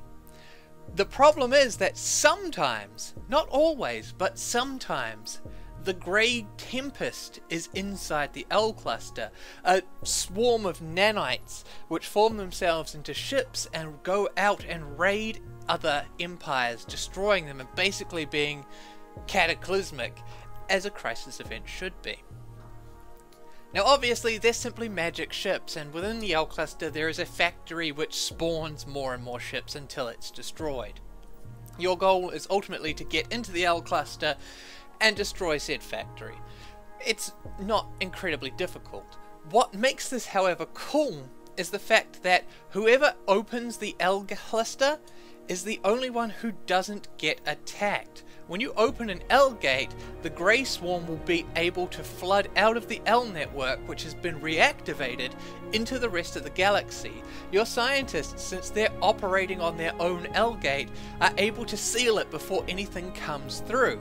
This means that whoever turns around and opens the L gate is going to be in a position where they're the only ones who aren't directly attacked by the Grey Swarm, at least not at first. And that creates an incentive to maybe you should open that L gate first. Maybe you've managed to get your L insights quite quickly and you're thinking, should I open the L cluster now? My fleets might not be quite up to this crisis yet, so maybe I should wait. But if I wait, will someone else open the L gates instead?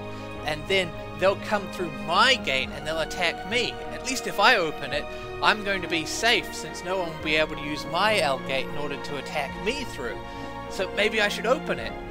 But maybe there's no Great Tempest in the L cluster and there's nothing there. So me opening it will put me at 0 risk. And I won't have to deal with a crisis at all. I can simply go in there and get a bunch of resources and that'll be great. Maybe it's not going to be the crisis outcome. And that's really cool.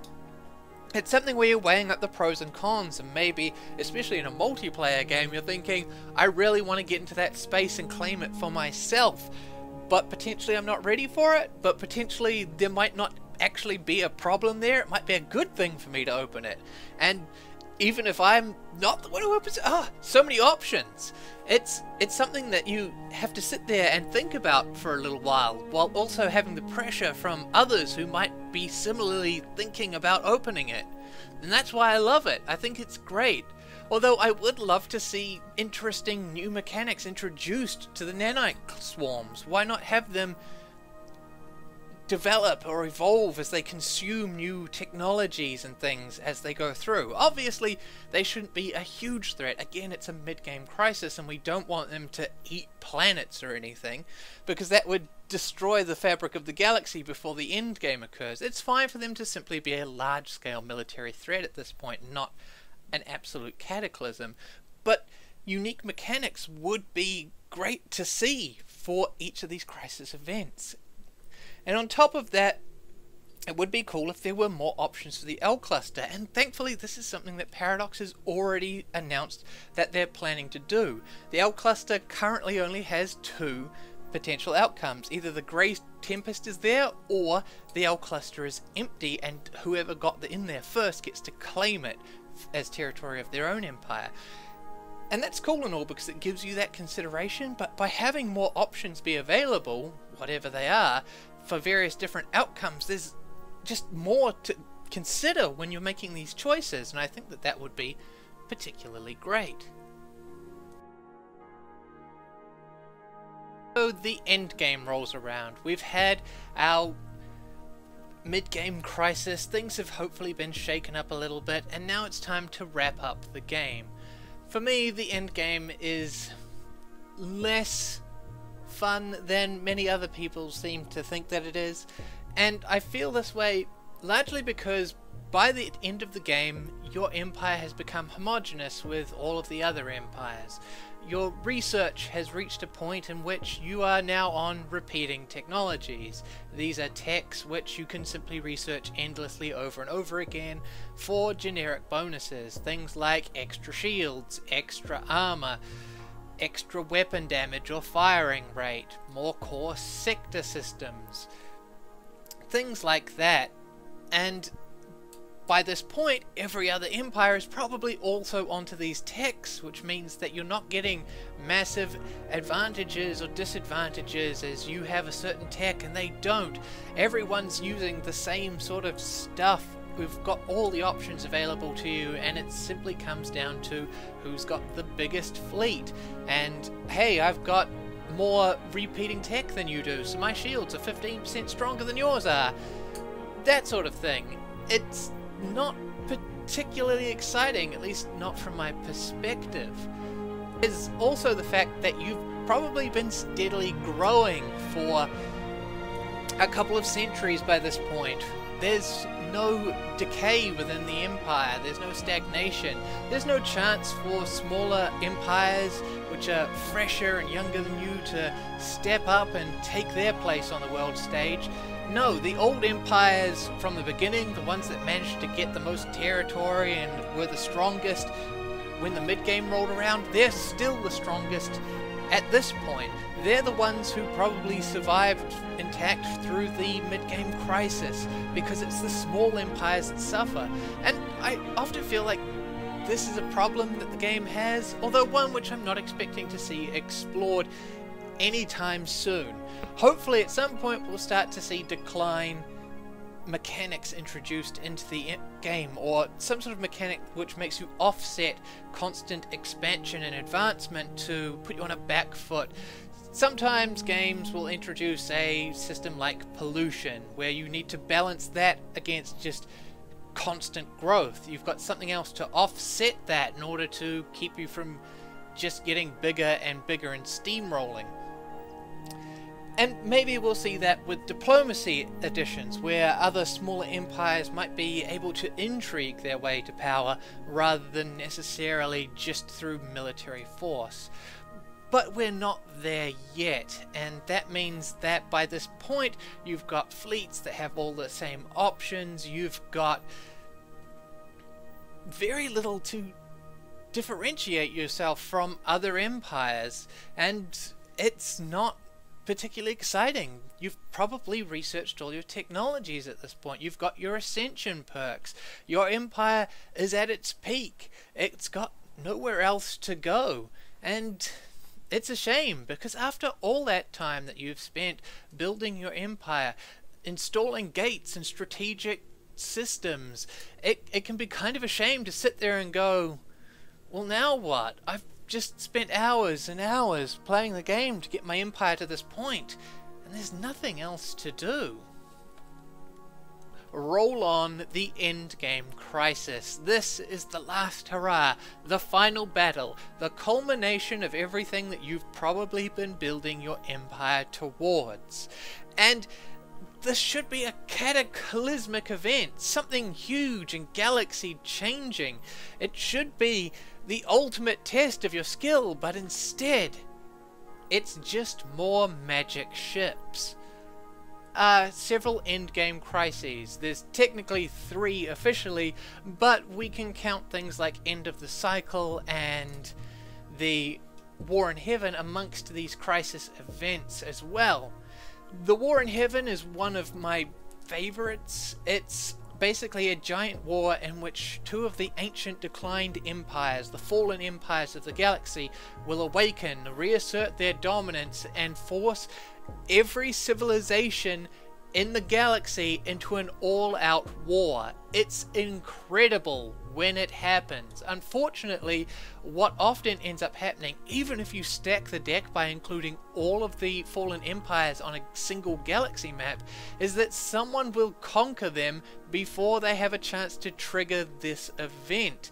And it's a shame, because this is a cool event, and despite the fact that I own the DLC which unlocks the War in Heaven, I've only ever seen 2 wars in heaven ever.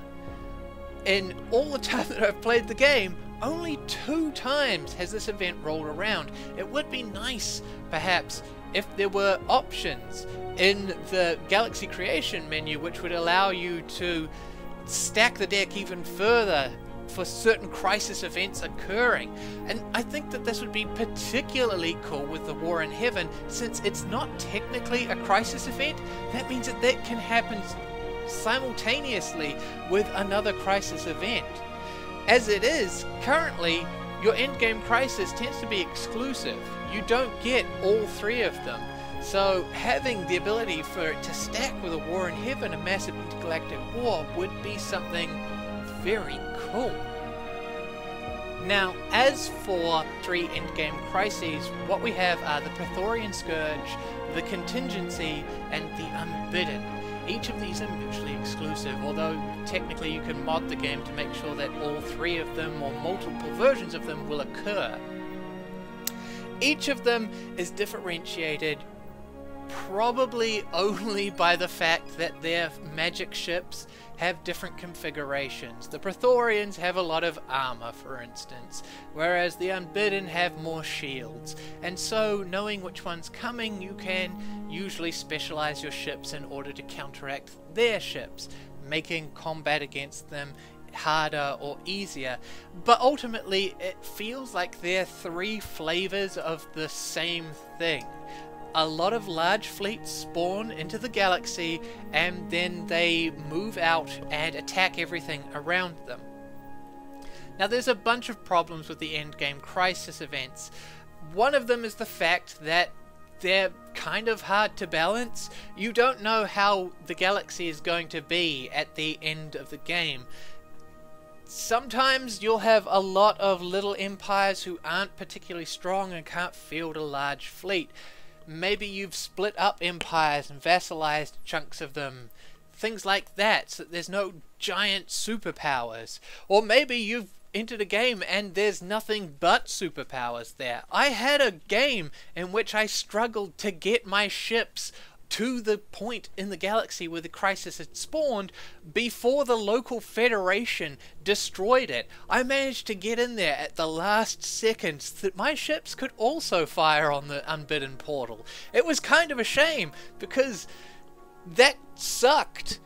It was also sometimes goes the other way, in which massive enemy fleets spawn and then nobody seems to respond. The AI can't coordinate and you can't coordinate with them in order to give this proper response. And so in a way I feel that this limitation prevents the crisis from being bigger and scarier than it is, and that kind of sucks. But I think that what you could do with the crisis events would be to differentiate them, make them so that they've got different abilities and things like that. Unique features that make them more dangerous than one another. Unique mechanics.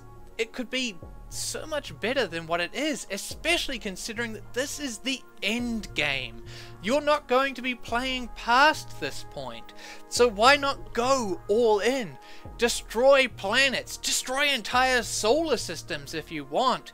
Hell, if you did enough damage to the galaxy, you could have an end game phase in which your empire has to rebuild and reassert itself as the survivors jostle to regain control over their broken galaxy. It could be a really exciting event, and it could add extra length to the game.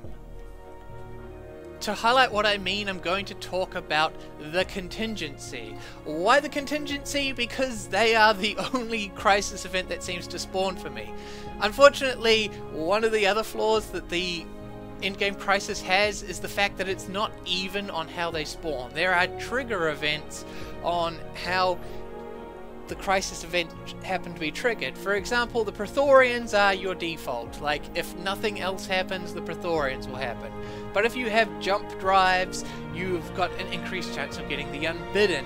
If you have robots in the galaxy, then each and every robotic population increases the chance of a contingency happening.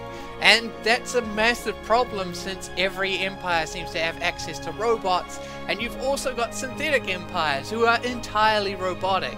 This totally throws that balance out and you end up getting the contingency all the time. But beyond that, the contingency are, I think, the most developed of these particular crises, mainly because they're a fairly recent addition. It used to be that the AI Rebellion was the third crisis, which has now been moved obviously to the mid-game. Now, this crisis, the AI Rebellion, used to be terrible. I only ever had it happen once, but it was nowhere near as powerful as any of the other crisis events, which made it underwhelming when it did happen. The Contingency, on the other hand, is much better.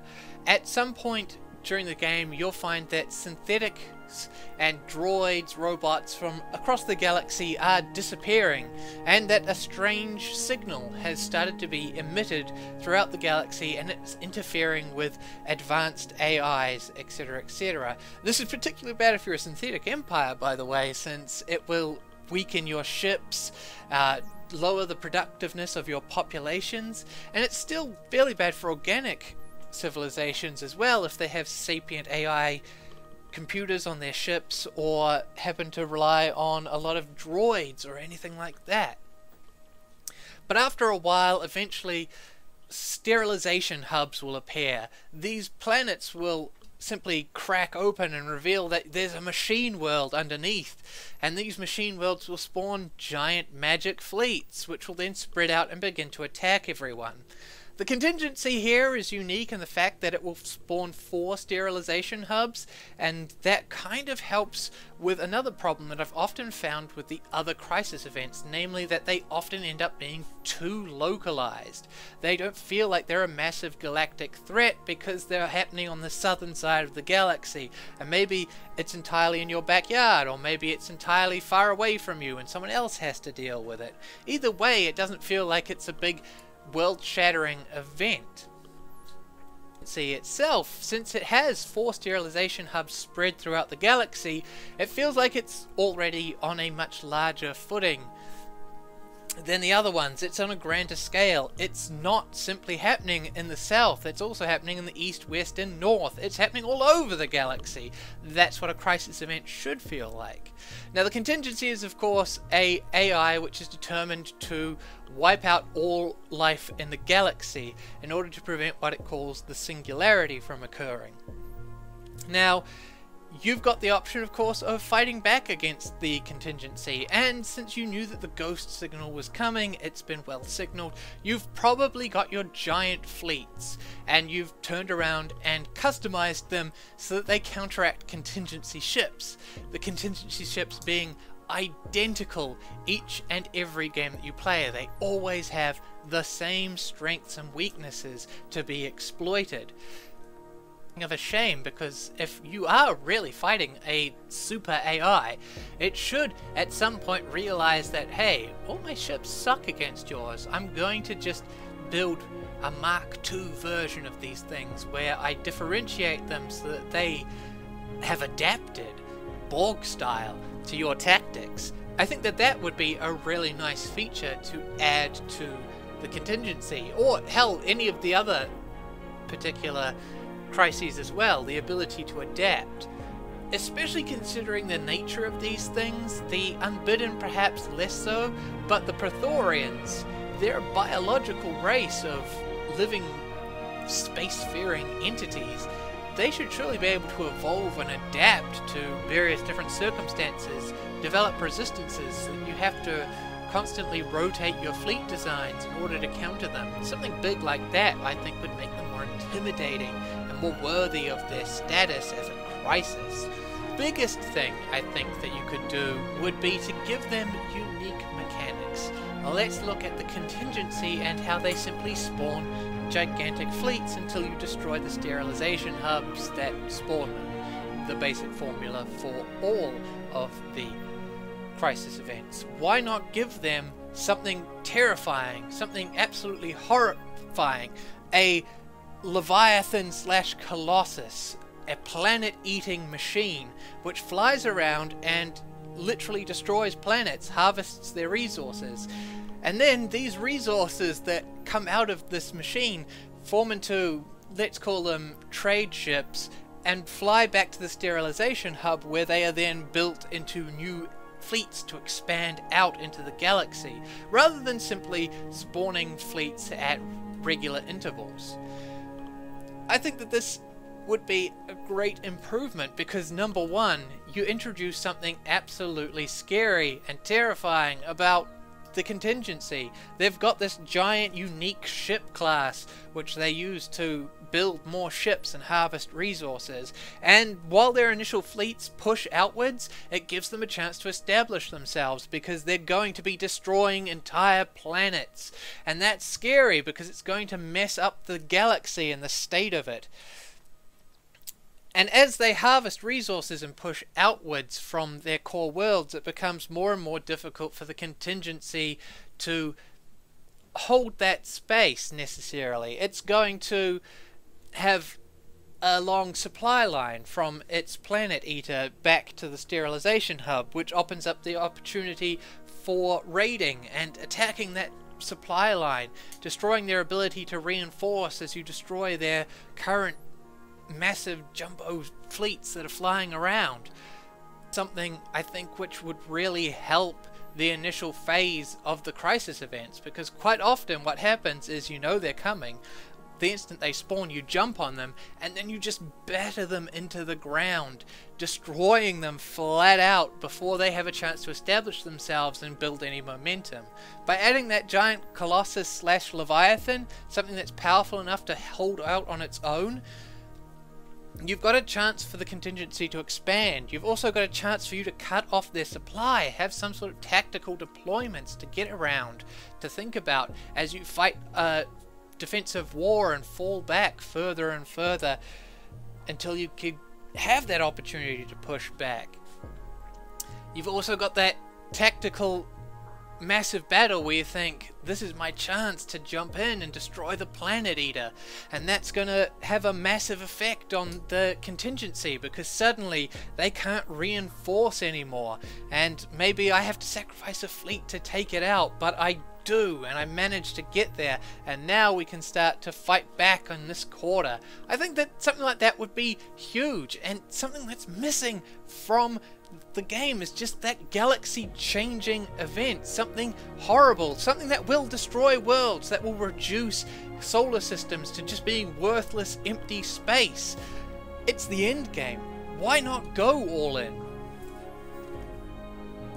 But as it is, you quickly jump in, you destroy the sterilization hubs, at least the ones near you, and this pretty much puts you in a safe position to then go out and help anyone else who happens to be struggling with the contingency ships and fleets and sterilization hubs. The instant you destroy the fourth one, it will reveal the fact that that wasn't the central core of the contingency. It is in fact somewhere else, at which point you'll discover a new system which contains this giant contingency AI core, and you go to attack and destroy it. And this is kind of cool, because the other crisis events, they don't have anything like this. You destroy their portal or spawn point, and then that's that. It's done. But the contingency has this extra stage, which is neat until you realize that it doesn't actually do anything. Once the core is exposed, it's just up to you to attack it. If you don't want to attack it, you don't have to. In fact, if you don't, nothing happens. It feels like you could just leave it there. It doesn't seem to do anything, and I have left it there for 50, 70 years to see if it would in fact do something, build some ships, respond in some way, but it doesn't. It's just an extra thing, a final big climactic battle which isn't really that climactic, and then you're done. Literally, with both the crisis and probably the game. Well, like I said, the state of the galaxy hasn't changed much. If you're strong enough to fight off the endgame crisis, then it does very little damage to you. There's no lasting effects to what this does. It doesn't leave great scars upon the galaxy. It doesn't really change anything. You were the strongest force in the galaxy before the crisis, and as a result, if you survived it, you're still the most powerful force in the galaxy. Nothing's changed. You haven't lost any worlds. You haven't really lost anything. If you gave the contingency or the unbidden the ability to do serious damage, if there was some lasting effect to their overall attacks and assaults on your worlds, then maybe you would have that rebuilding phase that I was talking about. You'd have something more to do. But as it is now, it's just a big fleet combat at the end of the game to test whether or not you built enough ships during the game. Maybe you wasted your minerals building something else, or you just sat on them and you didn't have enough ships and now you're dead. And that kind of feels like a weak ending. That it was just a number check at the end. Hey, here's a big number. Is your number bigger than that? No? Sorry. Try again. It would be cool if we could improve these systems, make them something a lot more exciting. but obviously that's something that is going to have to come in the future, after other changes come as well. And that's the most exciting thing about Stellaris. The one thing that you should take away from this game and this review is that Stellaris changes. It's going to keep changing for years to come. Paradox has a great shelf life on its games because it's constantly expanding and changing them. And maybe you will like the way the game is now, and certainly it's worth your money to drop in and try it out. By the time you get to a point where you're sick of all of the features in the game, you'll have more than got your money's worth. And then the game will change, and it will be fresh and exciting, and there will be new stuff to do and new systems to engage with, and that is something that's great. It's something that keeps it fresh and keeps you coming back for more. I'd probably be done with Stellaris now if it weren't for these constant changes. And of course, as I said at the beginning of the review, Paradox is excellent in the fact that they allow you to go back to any previous version if you don't like any particular changes they have. But I think that it's something that is worth celebrating, that Paradox is willing to change their games. When there's something that's lacking, they're willing to recognize that and alter it and give you something new and better. And so, you're watching this review in which I've said the word lacking probably way too many times. And that's something that I'm not worried about, because something new is going to come, it's going to change, and it's probably just going to keep getting better. Stellaris, it's probably worth your time. And if it's not worth your time now, maybe in a few years, it will be.